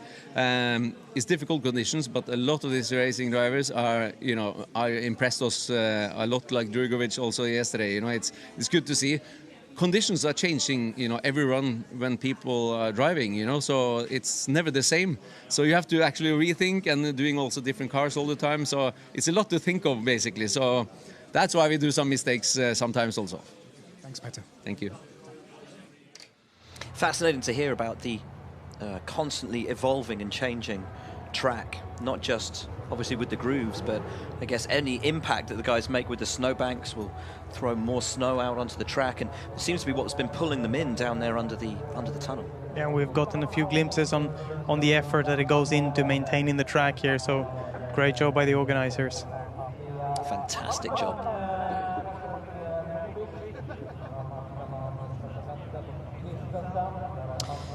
So, welcome to Sweden, folks. We are going to get racing back underway. Will Buxton with you and Timmy Hansen. The fans are out in force. The cars, I can hear them firing up. And we return to the racing driver side of the field with Drugovich and Schumacher, Vettel and Christensen. It's the battle of the Formula 2 champions.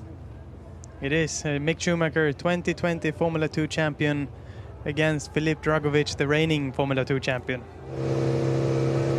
Schumacher has been mightily impressive this weekend. Drugovich as well, who made the final in the Nations Cup.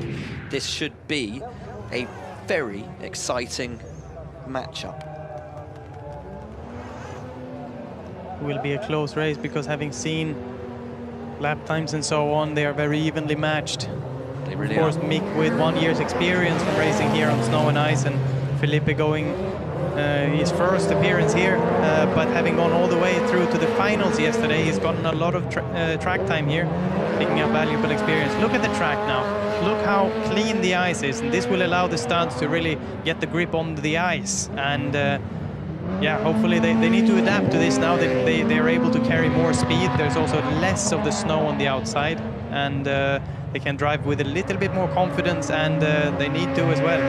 So it's a bit of a reset. Yeah, but beautiful line here from Mick, all the way through that full commitment, full throttle, all the way on that fast left-hander, right in the perfect line. So he's so good. He's been so good all weekend. It's Mick over the line in a 49.1. Drugovich, how many seconds back? Also 56.5. It's slow. Needs to pick it up. Mick really putting everything together here when it really counts. Making a beautiful run so far, but it's a fine line between 0 and 0 here. You need that commitment to go fast. You can't play it safe because you lose time, but then again, snowbanks are so close, and it's so easy to get the rear wheel hooked into the snowbank on the exit, and then that puts the front into the snowbank and just sucks you in. Schumacher's car control, absolutely beautiful. Wonderful run from Mick Schumacher. One corner to go. Beautiful, and a big win. Wonderful, wonderful drive from Mick Schumacher. Perfect. 139.3. Drugovich at 143.1. No defeating Mick Schumacher today. He is looking very, very good indeed. 39.3 is a good time. Ah, solid. I can't call this side of the draw, you know. Schumacher looks great. Vettel's been looking strong. Christensen, we know how competitive Tom Christensen is and how well he's gone at the Race of Champions. He's never won the overall honours. Hasn't he? He's won the team championship. Yeah, we'll be looking to do it today. Of course, everybody is looking to do that today. Yeah. Everybody will expect to win every race, but we know it's tough, and especially this lack of a solid rhythm. The drivers don't have the time to build up that nice feeling. You just get to throw the car into the first corner, and once you've gone through, say, the first corner, 2 corners, 3 corners, then it kind of goes into just your instincts and the natural feeling. But you have to make the first corner nice too, and it has to be perfect. You can't play it safe from the beginning. Tom Kristensen versus Sebastian Vettel. We wait for the green lights, and we're off. So Vettel versus Kristensen. Kristensen, who has finished as runner-up in the Race of Champions 5 times, hoping to defeat the 4-time Formula 1 world champion and make it through to the next round. We haven't seen this car out too much today, the RX2E, but it's perfectly suited to this track. All electric, 4-wheel drive car, loads of power. I think very well balanced. And of course, the FC1X being super rapid, but this is a pleasure to drive this car around this track. Wonderful control. That's really tidy. You hear him playing on and off with the brake and throttle to balance the slide through this far chicane on before the jump and going into the second lap. Sebastian Vettel has a slight advantage, I think. He does, and Kristensen was right in the wall as he came down the start-finish stretch. Vettel very calm behind the wheel. Just doing a lovely job. A really good run so far from Sebastian Vettel. He was a finalist last year. He went up against Sebastian Loeb. Of course, second place in Race of Champions. Looking strong today as well. Just a couple of corners remain then for Vettel. It's going to be tight, I think. Yeah, and Seb's gone wide. He braked too late into that hairpin under the tunnel. Through the final corner, Kristensen's coming, but Vettel just edges it. Oh, and Kristensen into the... full send there for Tom Kristensen. Actually, there was no way he was getting that thing slowed down. You sometimes want to brake even before the finish line. Yeah. And Tom kept it pinned all the way across the line. He wanted to get that win, but just narrowly missed out. But of course, they have another race coming up. So tight. Yeah, Seb just getting it a little bit wrong at the end, getting pulled out onto the loose snow at the side of the track, and Kristensen full send over the jump and over the line. The breaking point is before the line, and there just a little knock for Kristensen. They're all getting comfortable with the driving style and the snow and ice. Of course, Seb there braking a bit too early, and when you lock the wheels, you lose all the grip. Yeah, also with these studded tires. But he managed to get it recovered. Although he went wide, lost time, he still won the race. So he made a brilliant run before that and won despite that little mistake.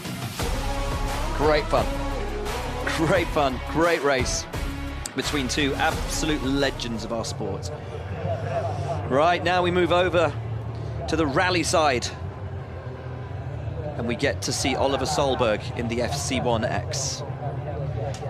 This car being so impressive, and Thierry already having a run in it. Yeah. Making also an impressive run before, getting to know the limits as well. Oliver, the first time in this car, being on brilliant form, but he will have a tough race now against Thierry Neuville. And of course, big rivals. This is a personal one for both of them. Race of Champions is it's all about fun and friendship, but there's no love lost between Thierry Neuville and Oliver Solberg. I think it's a big advantage here for Thierry, having had the taste of this car already, and Oliver, of course, getting thrown into this the first lap in racing action that he gets in this car today. But wow, does he do it beautifully. A little bit of over-rotation, turned out in the middle because he got too close to the tire bank, to the snow bank, and a mistake. Big mistake for Solberg, who's into the wall, and he's taken the hoarding with him. Has he got a flat? Devastating. No, he's picked up the I think he's picked up the banner. Hoarding, yeah. Neuville will have this then. and on time. That's over for Solberg.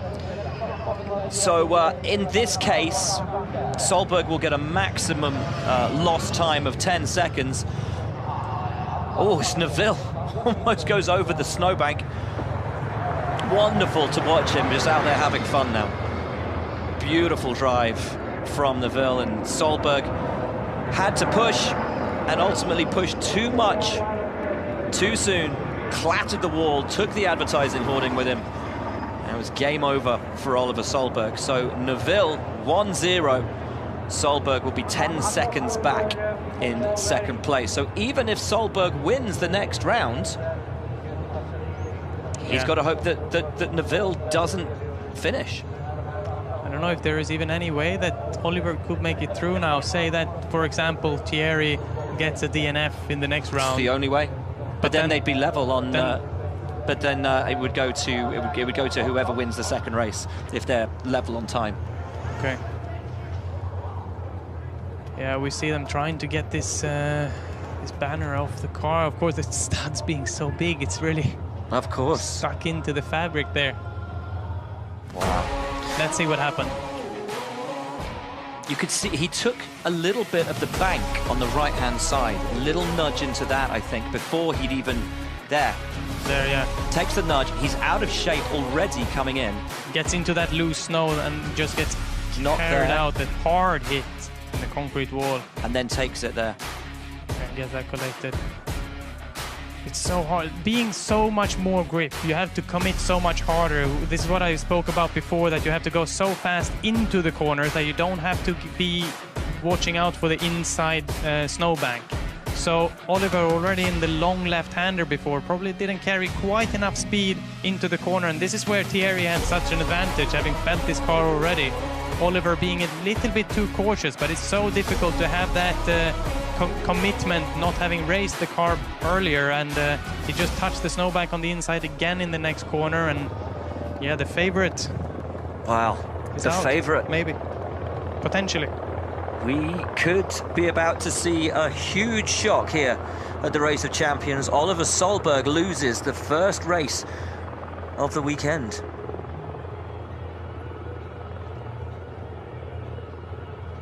Well, that really is a surprise. Unbeaten all the way through Nations Cup, all the way through today. But finally, Oliver Solberg proves he's human. Neil Cole is standing by with another lovely human, Jamie Chadwick. Well, that was quite a shock to see what happened there to Oliver Solberg. You've not had a chance to drive the FC1X, but it looks very powerful. It looks unbelievable. We were watching when they first drove them over, I think, on Thursday, and yeah, it's crazy. And when you see the likes of Oliver and Thierry driving them, it looks a lot better than I think it would if I was, but yeah, super cool. And from your perspective, talk us through this morning and the racing you've done here at Race of Champions. I mean, a bit disappointed, but then I remember I've gone up against Sebastian Vettel, which is something I never would have dreamt of or expected, but yeah, a little bit disappointed. 2 short days, unfortunately, but still, the experience of being here is incredible. Frederick and the Race of Champions team honestly do an incredible job, and yeah, just enjoyed the experience and hopefully can come back a bit better next year. And do you get the hunger for driving more on snow and ice? Give us an idea of how counterintuitive it is for someone who's more used to tarmac. It is counterintuitive, but it's also, I mean, you know what you're trying to do. You just don't really get enough laps to maybe kind of practice it. But I thought I was doing an okay job, and I jumped in with Petter earlier in the passenger seat, and I realised that, you know, the level that they're at is very different. But it's given me the bug. I'd love to do more around the other sort of race schedules we have. But yeah, it's always great to be here. Thanks, Jamie. Thanks. Great to hear from Jamie Chadwick on the realities of turning up here as a 3-time W Series champion. And as she said, she took a passenger ride with Petter Solberg this morning and suddenly realised that everything she thought she was doing right, Petter was just light years ahead.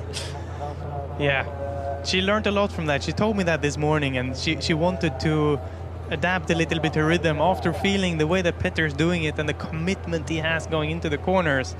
She said that she learned a lot from it and wanted to use that during the day. Of course, getting knocked out against Sebastian Vettel before here we're seeing Oliver Solberg making a critical mistake, and this just shows how unforgiving this race is. It's been super fast, but it only takes a slight mistake, and being the format that this race is, you quickly get knocked out of the race. But also big ups to Thierry Neuville for driving fast and putting that pressure on Oliver to make that mistake. So even I had a couple of surprises, but I saw that Oliver wasn't on the track anymore.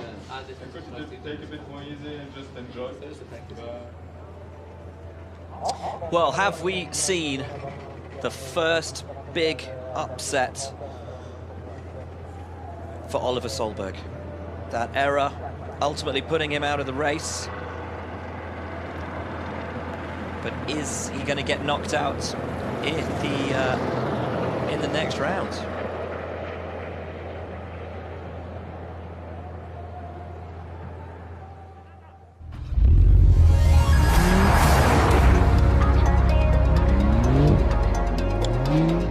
Practice at the Race of Champions is limited to just 2 laps in each car. So to aid the experience of driving on ice for everyone, Porsche Driving Experience created a track on the nearby lake, and the drivers loved to get a little bit sideways. Now it was my turn. Navigating mistake. Wrong pace now. Welcome to Porsche Experience.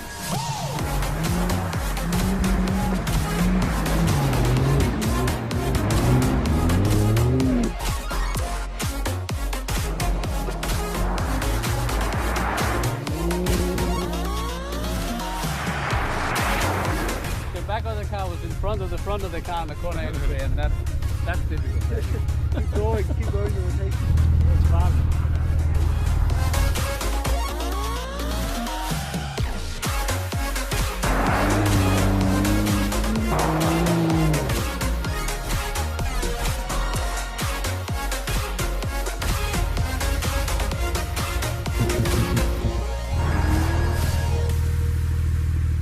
Some things never get old.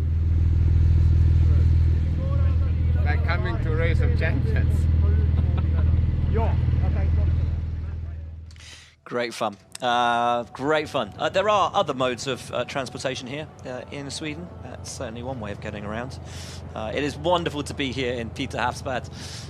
Race of Champions Snow and Ice 2023. Will Buxton and Timmy Hansen with you. And big mistake from Oliver Solberg. We've already seen last season's champion Sebastian Loeb knocked out. But for Oliver Solberg, who was the favourite today, has it all to do now. That 10-second gap means that Neuville will go through unless he has a DNF as well, in which case they'll be level. Ekstrom, though, facing up against Kristoffersson. And this, of course, the teammates from yesterday will be a monstrous lineup. And away they go in the all-electric cars. I know internally this is, between them, a very important race to win, both being hard rivals for many years, finishing first and second in the 2020 FIA World Rallycross Championship. Johan Kristoffersson winning that year and Ekstrom second. They will want to get the upper hand right away now, and they know that they're both fast. See how aggressive Johan is going. All the way through to the snowbanks, and he's definitely trying hard, but I think he has lost a little bit of time, but not much. That aggression is important as well, and he's continuing to nudge all the snowbanks. It really is.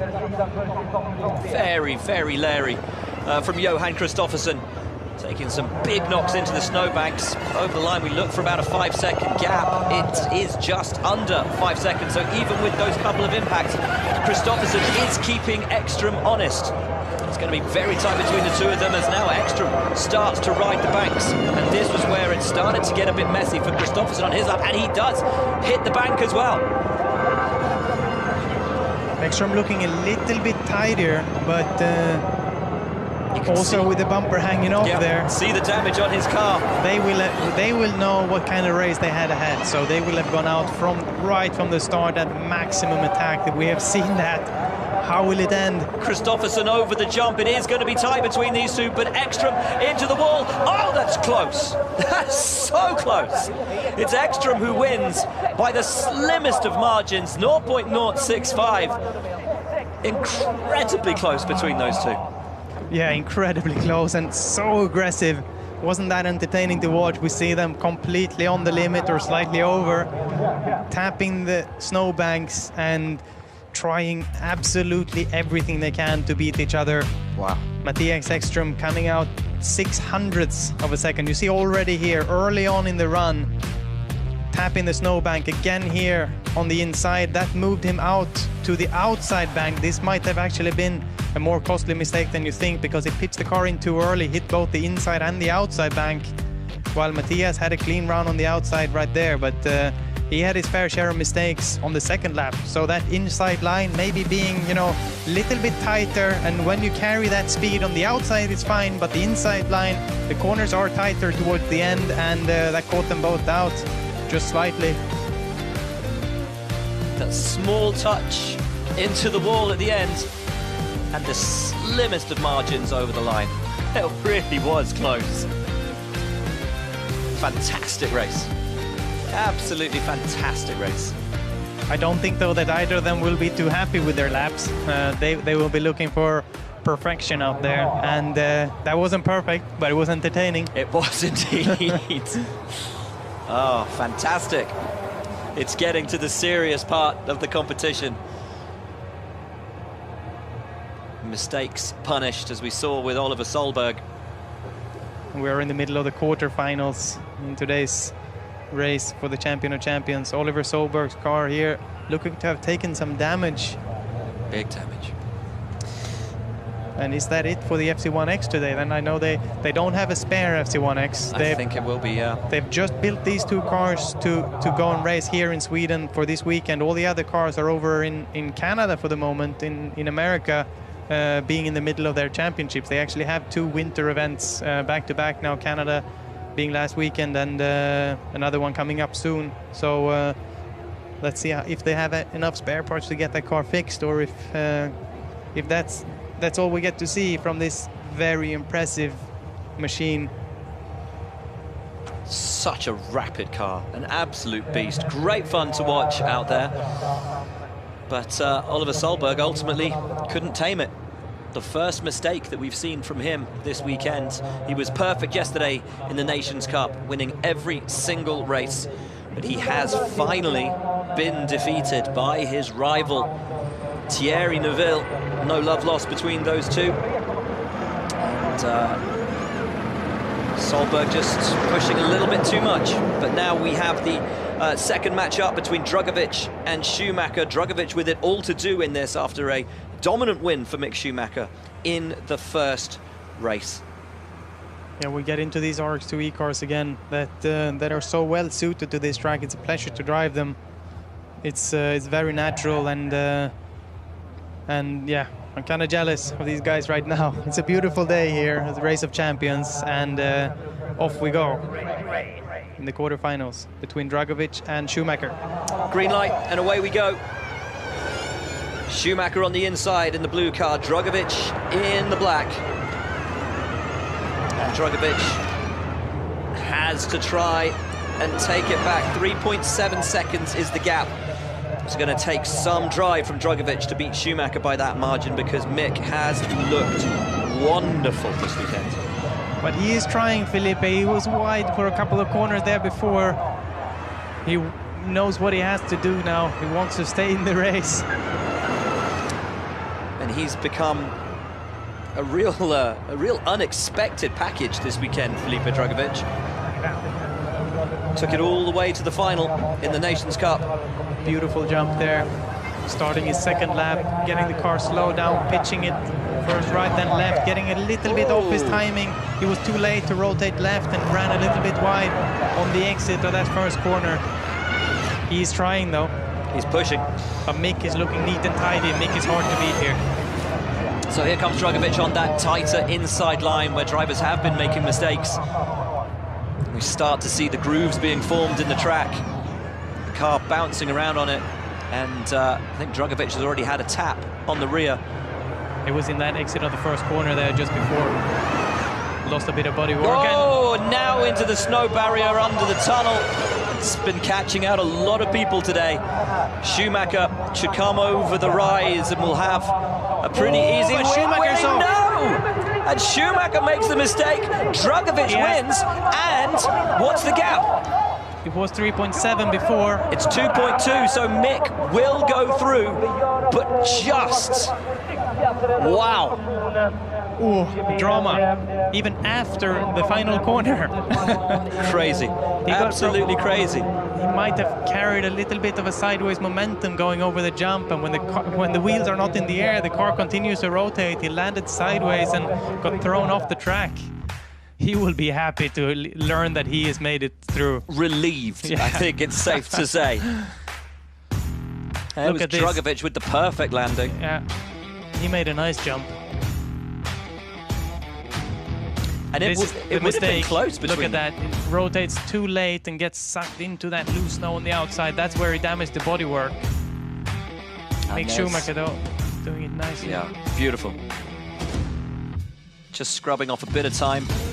And there's where Drugovich really made the mistake into the snow barrier. Down through the tunnel. And we thought it was all over. Schumacher with the easy run to the line. This is on board with Schumacher. He got rotating to the right, so it's a classic mistake. This is what you learn when you jump a lot, but he overcompensates in the air because when the wheels are not on the ground, the car continues to rotate. It turns left. As soon as he lands, the car goes where his wheels are pointing, and he gets thrown off the track on the left-hand side, but recovers beautifully and doesn't lose too much time. And once again, beautiful drone camera work, I've got to say. It's so hard, it's so unnatural to not correct more than you naturally do when the wheels are in the air. You just want to counter steer when the car is moving, but because you just have to be cool and not turn opposite lock too much. But Mick, though, I don't think you want to jump a Formula One car, really. No, you don't. No, you don't. You don't tend to get much airtime in Formula One. So you don't pick up that experience, but you have now. Yeah. Right, back in the Polaris, and it's Christensen versus Vettel. I think that chap is definitely a Christensen fan. So many Sebastian Vettel fans were saying yesterday, it doesn't matter where you go in the world, everybody, I think, is a bit of a Sebastian Vettel fan. Mick, the relief clear to see on his face. With 2 seconds. He's done a great job this weekend and goes through to the semi-final. Felipe learning that it wasn't enough there. Yeah. So Vettel in the red Polaris, Christensen in the black, and there's a great race between these two last time out. Two absolute titans of motorsports. I wonder how many Race of Championship starts and titles that combined we got in this race here.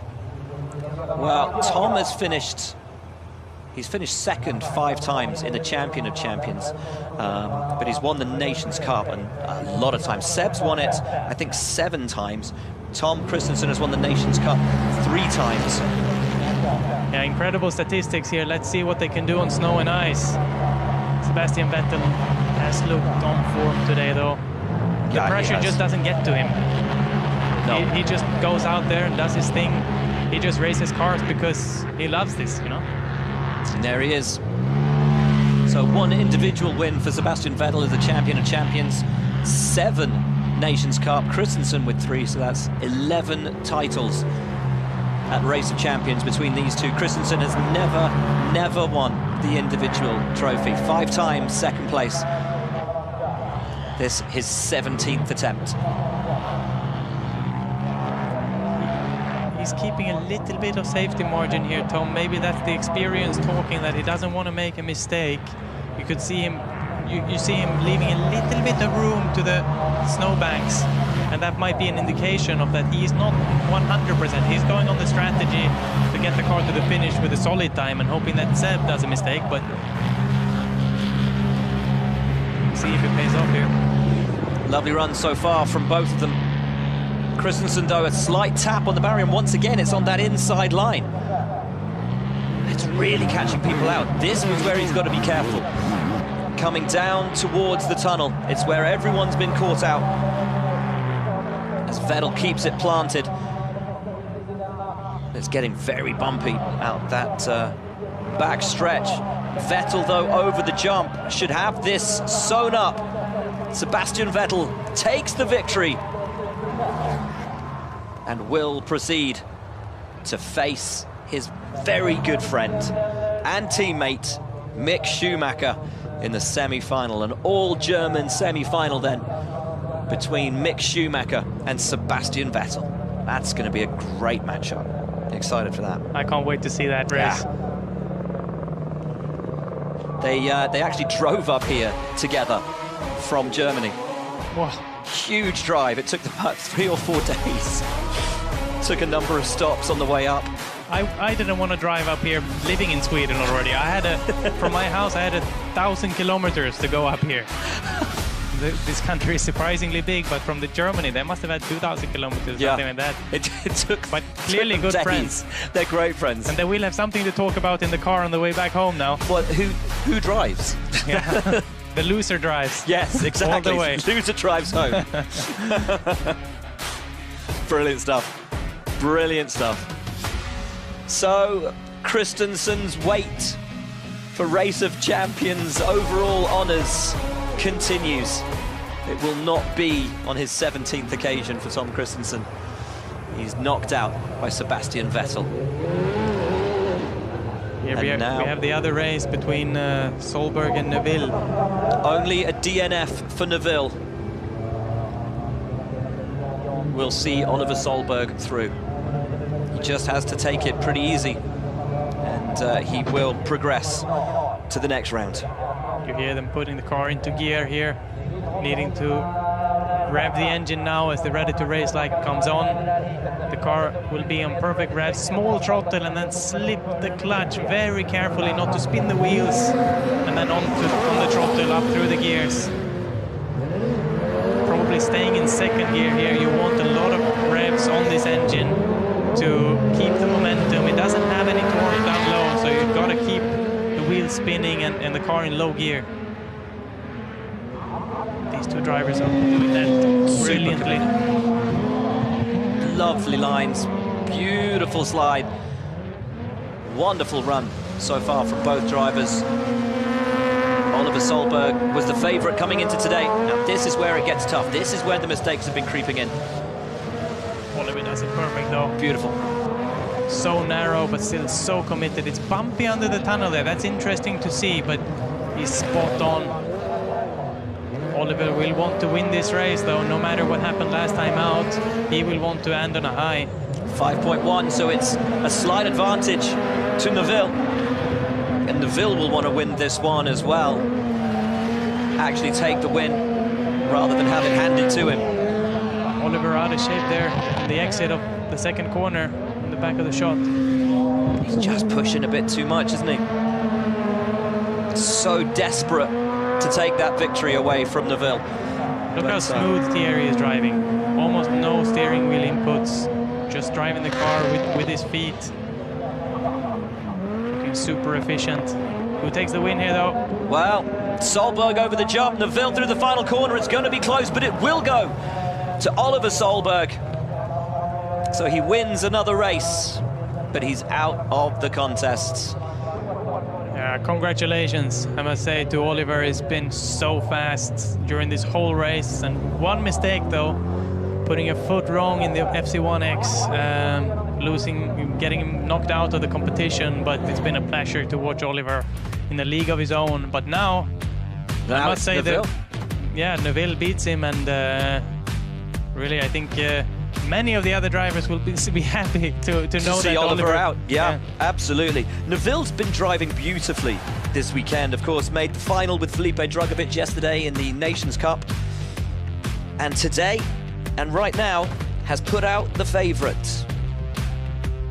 Yeah, the man who won the Nations Cup yesterday with his father was the huge favourite coming into today, but that one mistake in the FC1X ultimately has handed it to Thierry Neville. Fantastic performance though. He can be happy going back. I'm sure he will be disappointed now though, being knocked out and having to watch the rest of the day, but he will have wanted to race himself. But Thierry being super cold. Just clinical, isn't he? Perfect execution. Absolutely brilliant. second race now between Johan Kristoffersson and Mattias Ekström. And two good friends. Back in the Polaris. And a very close finish in the run before. Super tight. That probably super means... tight. It's all going to come down to this, isn't it? Exactly. So being such a slim winning margin, it means that probably whoever finishes first will take it. Absolute full send for this. Kristoffersson 0.065 behind Ekström. If Kristoffersson can win, and win by, frankly, a tenth of a second, then he'll go through. So it's Kristoffersson on the left, Ekström in the turquoise car, and off we go. A bit too many mistakes for them both in the previous run, but they can't afford to back off here. The track is really getting chewed up now. You see the pitch on these Polaris Razors. They are great fun, but very unique driving style required. Just watch them bounce around. Look at that, getting the car hooked up so much, it lifted the inner wheel there for Ekström on the inside, probably using those ruts in the perfect way to give him grip. But here, a little bit fast in, understeer in the middle, lost a fraction of a second. So then, over the line, Kristoffersson. Ekström comes through. What's the gap? It's exactly where it needs to be. 5.2, so it's a slight advantage to Kristoffersson at the moment. But as we saw last time, so tight, so close between these two. Teammates yesterday, rivals today. Lovely run. Absolutely beautiful. Kristoffersson needs about a tenth of a second advantage if he's going to go through to the next round.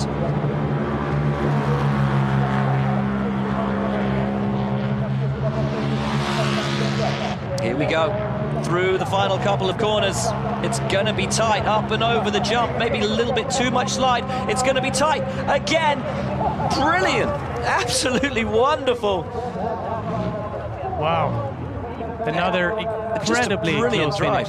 Ekström it is, who goes through. A great drive from him, and he pulled it all back on that second half of the lap. Kristoffersson just a little too slidey, a little too wide through the penultimate corner, and Ekström just gets it done again.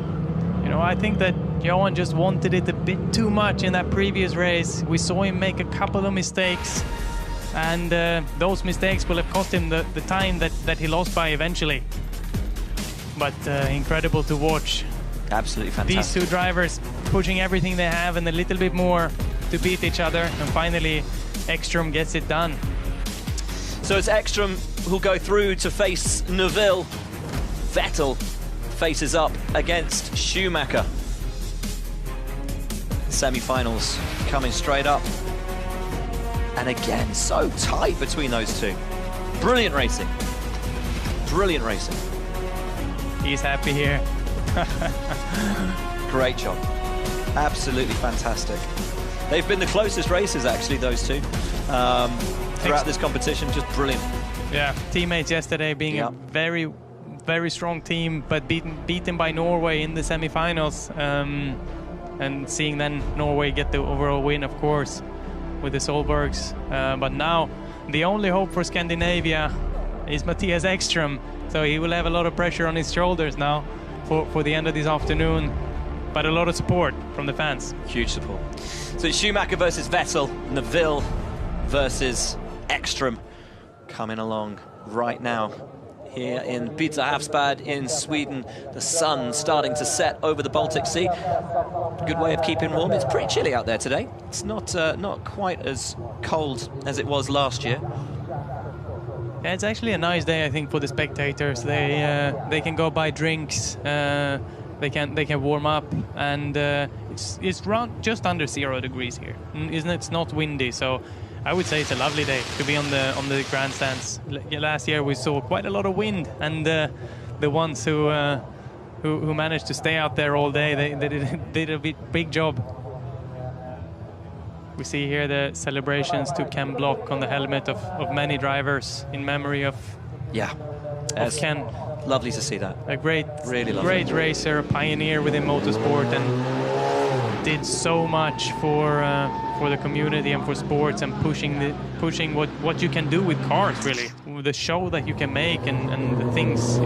You can do motorsport more than racing, and influenced so much about what we term now content creation. But it's his influence in the motorsport community, but in the wider media community, of how he changed the way in which we make what now are TV shows or any online content creation. He was such a pioneer. It was just incredible. And he's inspired millions of young kids out there to go and race cars and to follow their dreams, to have fun with it. Also, That's he what it was all about. He was a father. His daughter is racing now, and she will be looking to carry the legacy. Yeah, in beautiful memory of Ken. Loads of celebrations on drivers' helmets. But now we get on to the racing, and what better way to celebrate him than a good race? Absolutely. Between two great friends, Mick Schumacher, Sebastian Vettel. Sebastian has become something of a mentor for Mick. They are such close friends. Their families have been close. Of course, it was Michael Schumacher who was such an idol and a mentor for Sebastian. And now Sebastian returning that favor with Mick. Look at them both lining up the car, trying to be outside of those grooves. You see how torn up the track is on our right-hand side here in the picture. You don't want to get your studs into there because it's too worn down. We wait for the green light. Vettel on the left in the blue car, Schumacher in the red car. And off we go for the first semi-final. It's an all-German affair. Schumacher versus Vettel. And around the long left-hander at turn 1. Vettel with a pretty nice line. But Schumacher is going to be hard to beat. We've seen how fast he's been all year. A mistake from Vettel there on the exit of the corner. Got a little bit wide into the next one. Losing time from the beginning. He will know that now. He will need to catch those tenths that he lost. Mikko continuing to drive beautifully. Keeping it pinned. Wonderful line. Really getting chewed up out the back there on the outside line. Schumacher, I think, with a little impact into the snowbank down there under the bridge. But a pretty tidy first lap from Mick Schumacher, and it's going to be the gap. 51 plays 53. Wow, great first lap from Mick. Really good first lap. Rapid. He's got a big advantage going into this second lap. He just rotates the car beautifully, gets on the gas, and just makes it look easy, really. Oh, sensational. Absolutely sensational. Seb also with that mistake out of turn 2 before into turn 3. And the big impact into the snow barrier for Sebastian Vettel, and he's over onto the wrong side of the track now. It's over. He needs to get back onto the right side of the track, and he does so now. He does it. Game over for Sebastian Vettel in round 1. Mick Schumacher will take the win. Take nothing away from Schumacher. I think he had that thing wrapped up even without the Vettel mistake. Mick Schumacher proving once again to be a very stern opponent. Seb probably knew that he had to put everything out there, and just went wrong from the beginning. That's a little bit what I've been talking about, that you have to try and anticipate exactly what this car wants that you just jumped into with this current track condition. And I think just Seb got it slightly wrong from the beginning, and then tried to catch the time maybe, and made another mistake towards the end. And take nothing away from Mick Schumacher. It was another brilliant drive. His car control, as you were saying, it's so beautiful. Yeah, the way that he just keeps the car on the fresh ice on the inside, but keeps the tires lit up and the studs digging through the ice. It's a very efficient way to drive a race car on ice. Is that something he's learned, or do you think that's coming naturally to him? It's definitely something he's learned. I think, of course, he's a huge talent, but you don't get that skill without practice. Of course, it's his second time doing the Race of Champions now. I don't know if he's been, driving somewhere else, finding some ice, but he will never come close to the experience of these guys, though. But he is driving beautifully, so it's showing what a talent Mick Schumacher is. Right. Semi-final B, first heat, Ekstrom versus Neuville. Green light and we're away. Neuville will want to try and make the final against Sebastian Vettel, who was his idol growing up. But this is going to be for bragging rights of the rally drivers between Neuville and Ekstrom. They've both been so consistent today. This is beautiful again, like watching them both, trying to spot any kind of mistake, but wow, it's as near as perfect as you get. I think beautiful rotation, aggression, and just getting the car exactly to where you want. This RX2E car is also beautiful to drive here. It's without shifting, without worrying about the torque of the engine or anything. You can just focus on getting your optimum lines and driving exactly the way that you want to do. So as a racing driver, you get kind of more out of yourself when you have a car this good. Very close. Very. 5.3 the gap, so it's a slight advantage for Ekstrom at the moment. Neuville needs a big final lap to try and take it back. Oh, lovely slide from Ekstrom. The rear bumper's had a bit of an incident, hanging off at a lurid angle. As Neuville comes through at the top, Ekstrom will face the kink left, back into the right. It is going to be tight between them. Ekstrom in the silver, Neuville on top in the black car. And it's so close over the line. Ekstrom just by 0.038. Wow, that was close.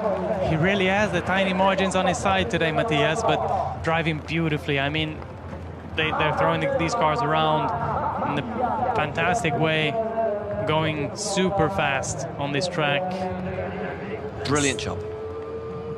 What a race. What a race. Thierry is happy with his run, but just losing out by, what is that, a meter? The slim, yeah, not even. The slimmest of margins. And again, a brilliant race. How does Ekstrom do it?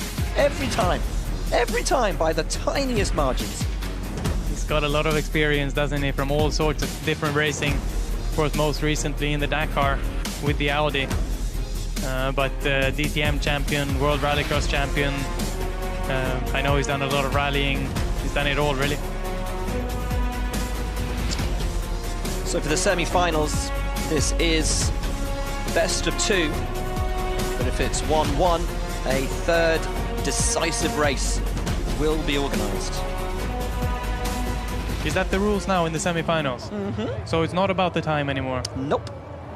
It's all about the wins. That is interesting. So that will be even harder to take for Thierry. Yeah. Like before, you could kind of be happy about your run if you lost by just a small margin because you had everything to grab. But now, a win is a win, and that's it. That's all that counts. Mick 1-0 against Sebastian Vettel here.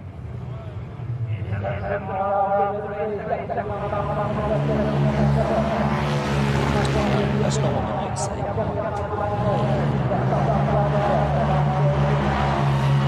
So here we are.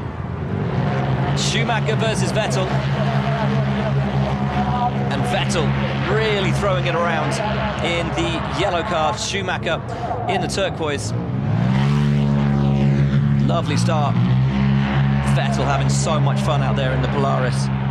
You see Vettel almost using that snowbank on the exit of the fast left before this long left to carry more speed at the exit of the corner and leaning on the snowbank like a rallying pro, really. Lovely control.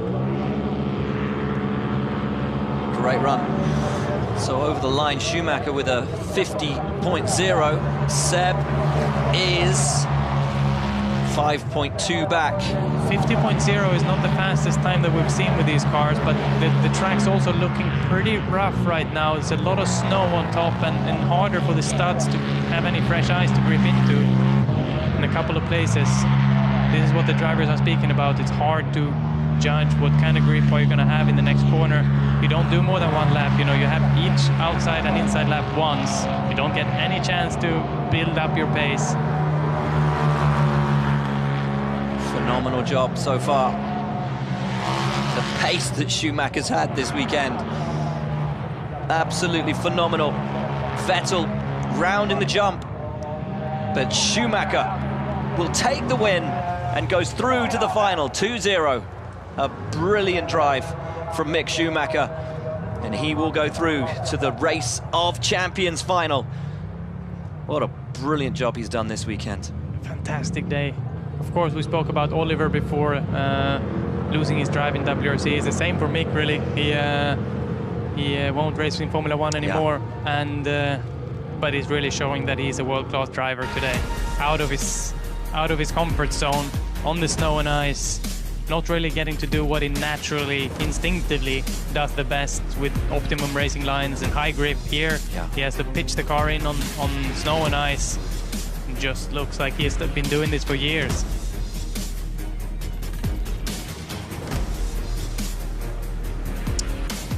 Brilliant drive. Brilliant job.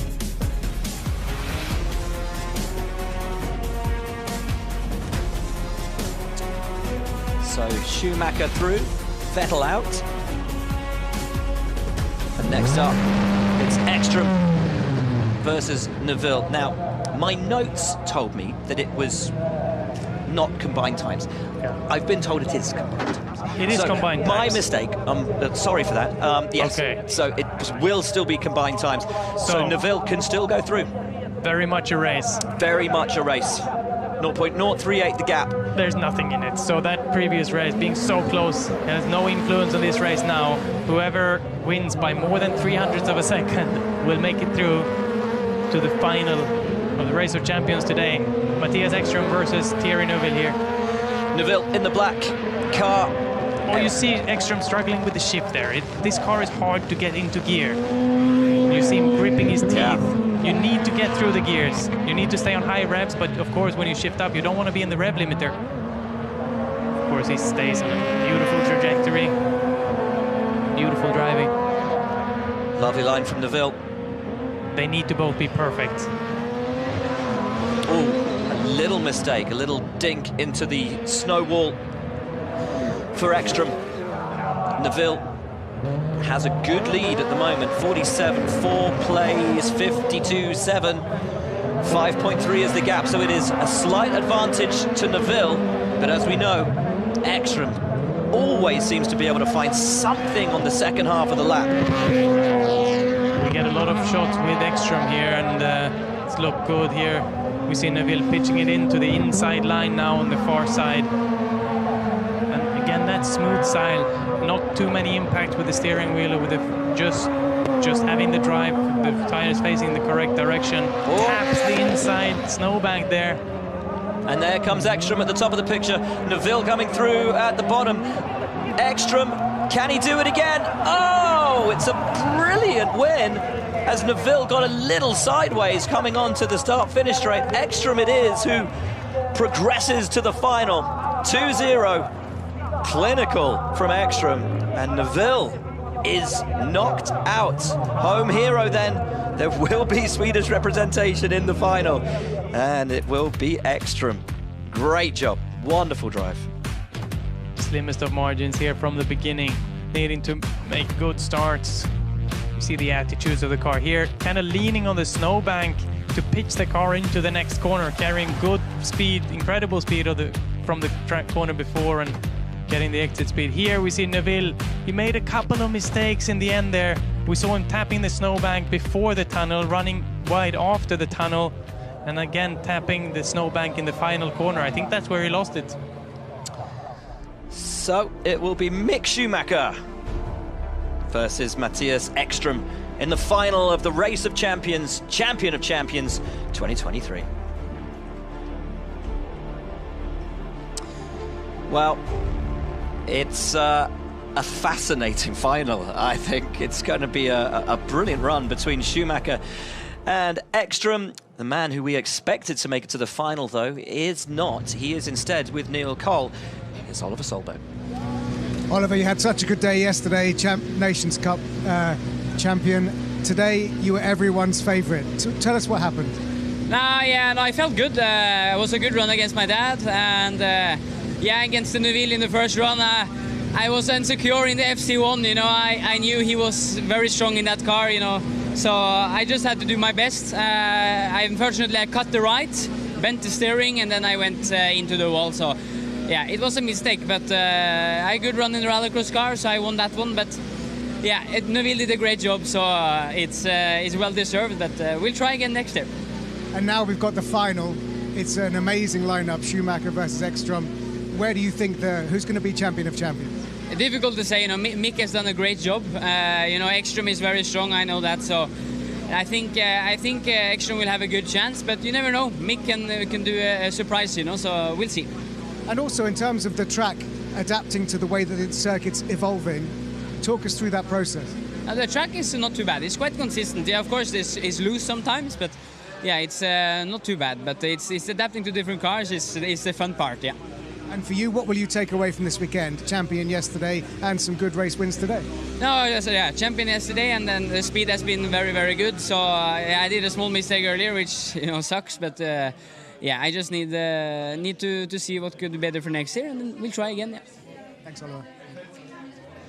Good to hear from him, and he'll be disappointed, but of course a big smile on his face, as everyone has here at the Race of Champions. But who will have the biggest smile on their face? Will it be Mick Schumacher or Mattias Ekstrom? It's a great final. It's a great final. Mick has driven so well today, so precise, and really looks like he's super comfortable on the snow and ice here. But Mattias, he must be the favorite here, right? Well, he is a 3-time champion of champions. If he can take it today, he will join Sebastian Loeb and Didier Auriol on 4 Race of Champion victories. Mick Schumacher is going for his first ever Race of Champions crown. I can't call it. Mick has been so impressive this weekend, but Ekstrom has so much experience, not just in this competition, but on this surface. I would say that, yeah, Mattias has performed great, and he's had the small margins on his side. Here it is then, the final. Schumacher versus Ekstrom for champion of champions honors. A Race of Champions, snow and ice, and we are underway. Green light in the Polaris. Timmy Hansen, Ekstrom has so much experience of this event, of these cars, but Schumacher has been rapid all the way through this weekend. This looks super clean, Mick Schumacher. All of the right attitude, staying in that fresh ice on the insides of the corners. Mattias having won several races now by the slimmest of margins. What will happen here? Mick continuing with that precise driving, super good.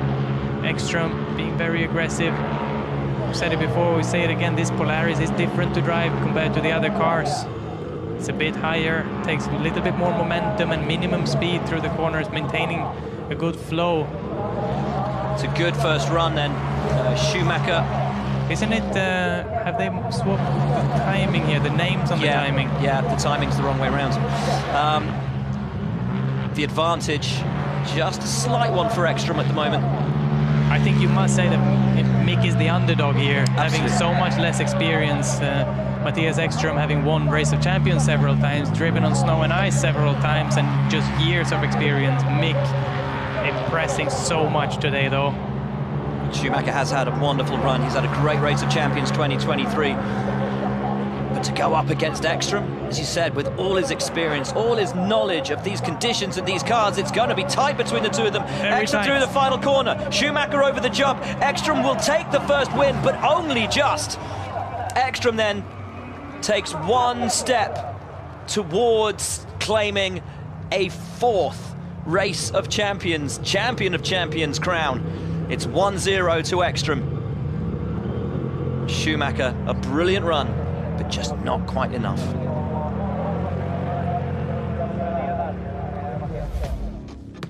A brilliant run, I think, from Mick here, you know, just being beaten by Mattias by 0.3 of a second. So close. Look at the commitment. Wonderful run once again. It's easy to roll this car. So close. I'm surprised we haven't seen any rolls this weekend. I thought we would. If you lean too hard on the snowbank, you go over. I've done it myself.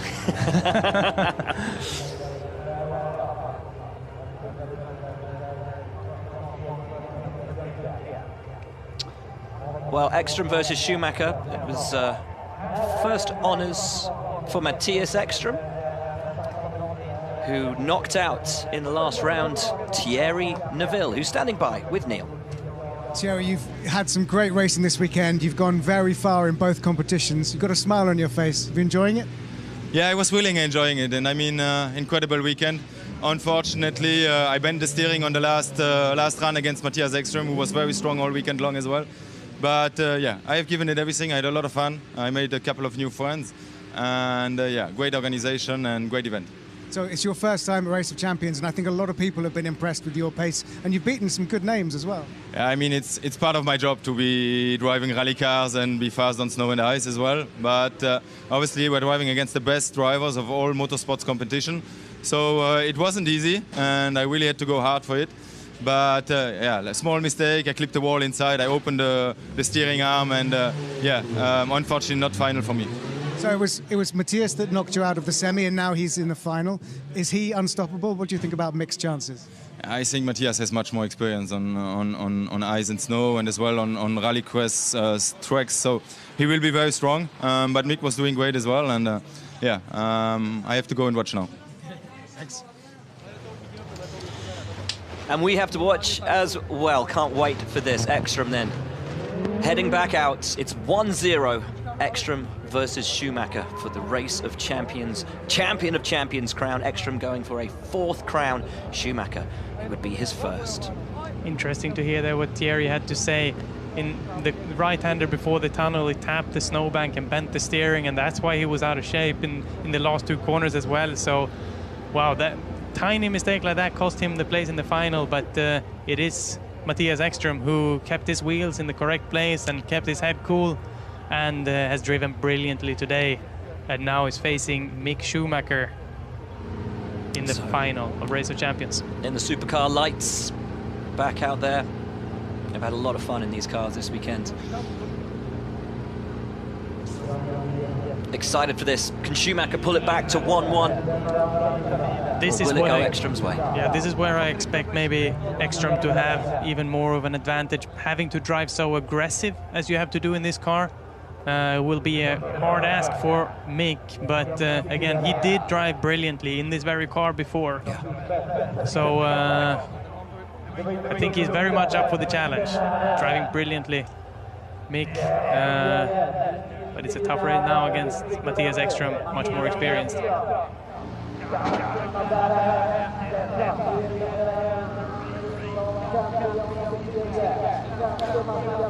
It's the second heat of the final for Race of Champions, Champion of Champions, Mick Schumacher versus Mattias Ekström.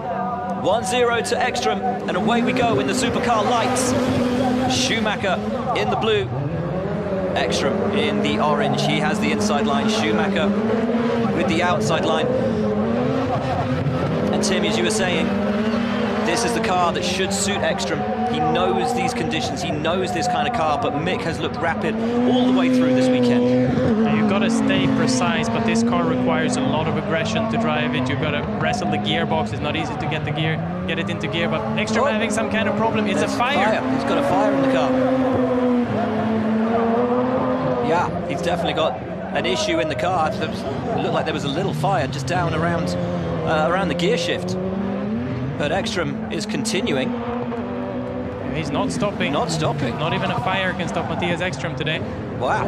But he must have lost time. He's 4.1 seconds back, which is astonishing because we'd expect it to be around 5 seconds. Yeah. If he manages to win this with a fire in the car as well, I mean, what an astonishing drive from Ekström. He's literally on fire today. He literally is on fire. Brilliant drive from him. Schumacher with it all to do. Can he take it back? Take it to 1-1. Here comes Schumacher. Ekström with the wider line on the outer track.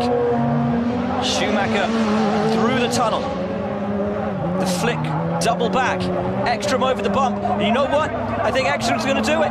Ekström will be champion for a 4th time. An incredible run with a car that was on fire. Mattias Ekström has done it. He joins Sebastian Loeb and Didier Auriol as a 4-time champion of champions. Mattias Ekström is the man, quite literally on fire. Wow, yeah, what a day Mattias has had. He has not had an easy way through the progressing every single round.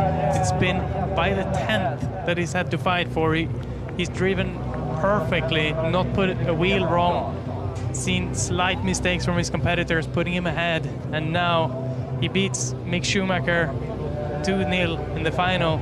Absolutely brilliant job. Brilliant drive. What a wonderful day for Mattias Ekström. And he is Race of Champions, Champion of Champions 2023.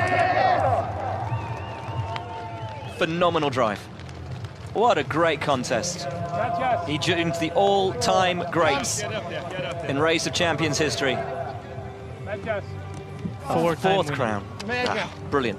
And a word for Mick Schumacher as well, who raced so brilliantly all the way through this weekend, has looked rapid, has looked comfortable on the snow and ice. A really superb job. Definitely, he looked so strong all day. The precision he's kept the car on the inside line, driving so aggressively, and jumping from car to car, beating opponent after opponent. Quite good margin. He's looked incredibly strong today, and knocking out his good friend Sebastian Vettel in the semi-finals. And I think he will be incredibly happy. He should be. He should be really happy. He can hold his head high and be very proud of the job that he's done this weekend. Mick Schumacher, a wonderful drive, makes it through to the final. But no stopping Mattias Ekström, who just managed to, in every one of his runs, even when he had looked to have lost the advantage, every time he found something to win by those tiny margins. Just wonderful resilience, brutal pace, the precision, the perfection, and he is now four-time Race of Champions, Champion of Champions, and he's standing by with Neil Cole.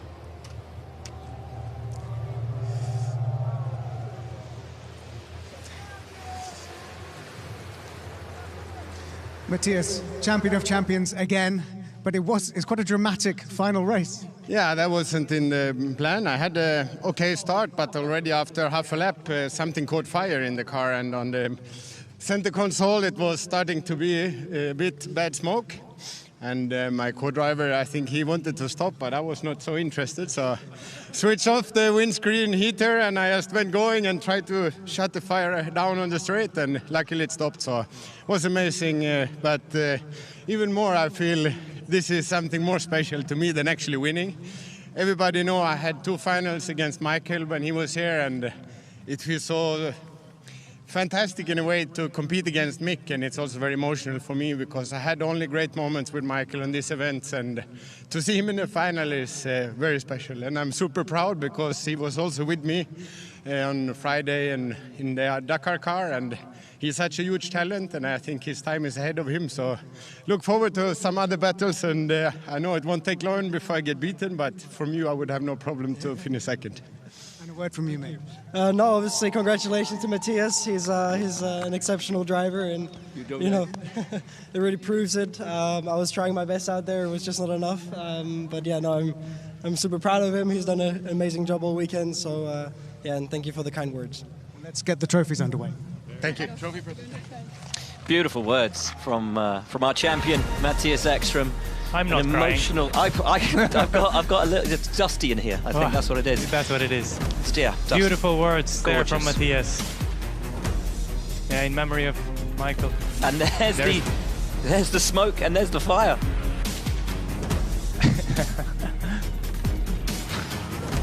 I love it. Just puts it out with his glove. And off they go. I love how Mattias is both driving and taking out the fire, and the passenger is just going along, just holding on for dear life. Just telling him to stop. It's like, no, I've got a Race of Champions to win. And win he did, even with the central console on fire.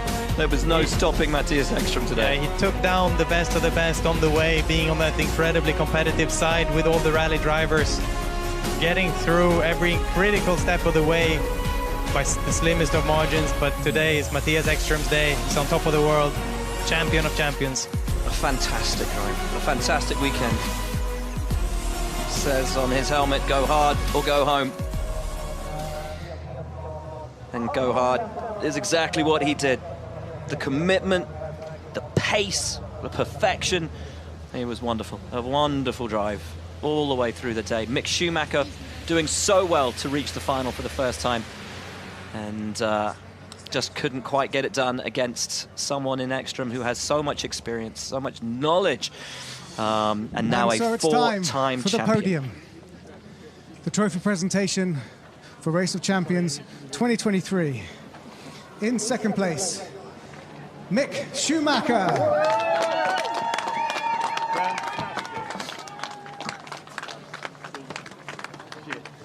And the winner, Race of Champions, Champion of Champions, Mattias Ekström.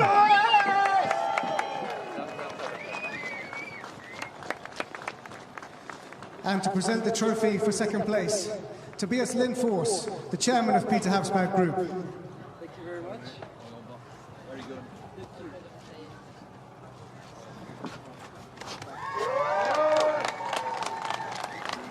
And the Race of Champions Winners' Trophy presented by Fredrik Jonsson, President of Race of Champions.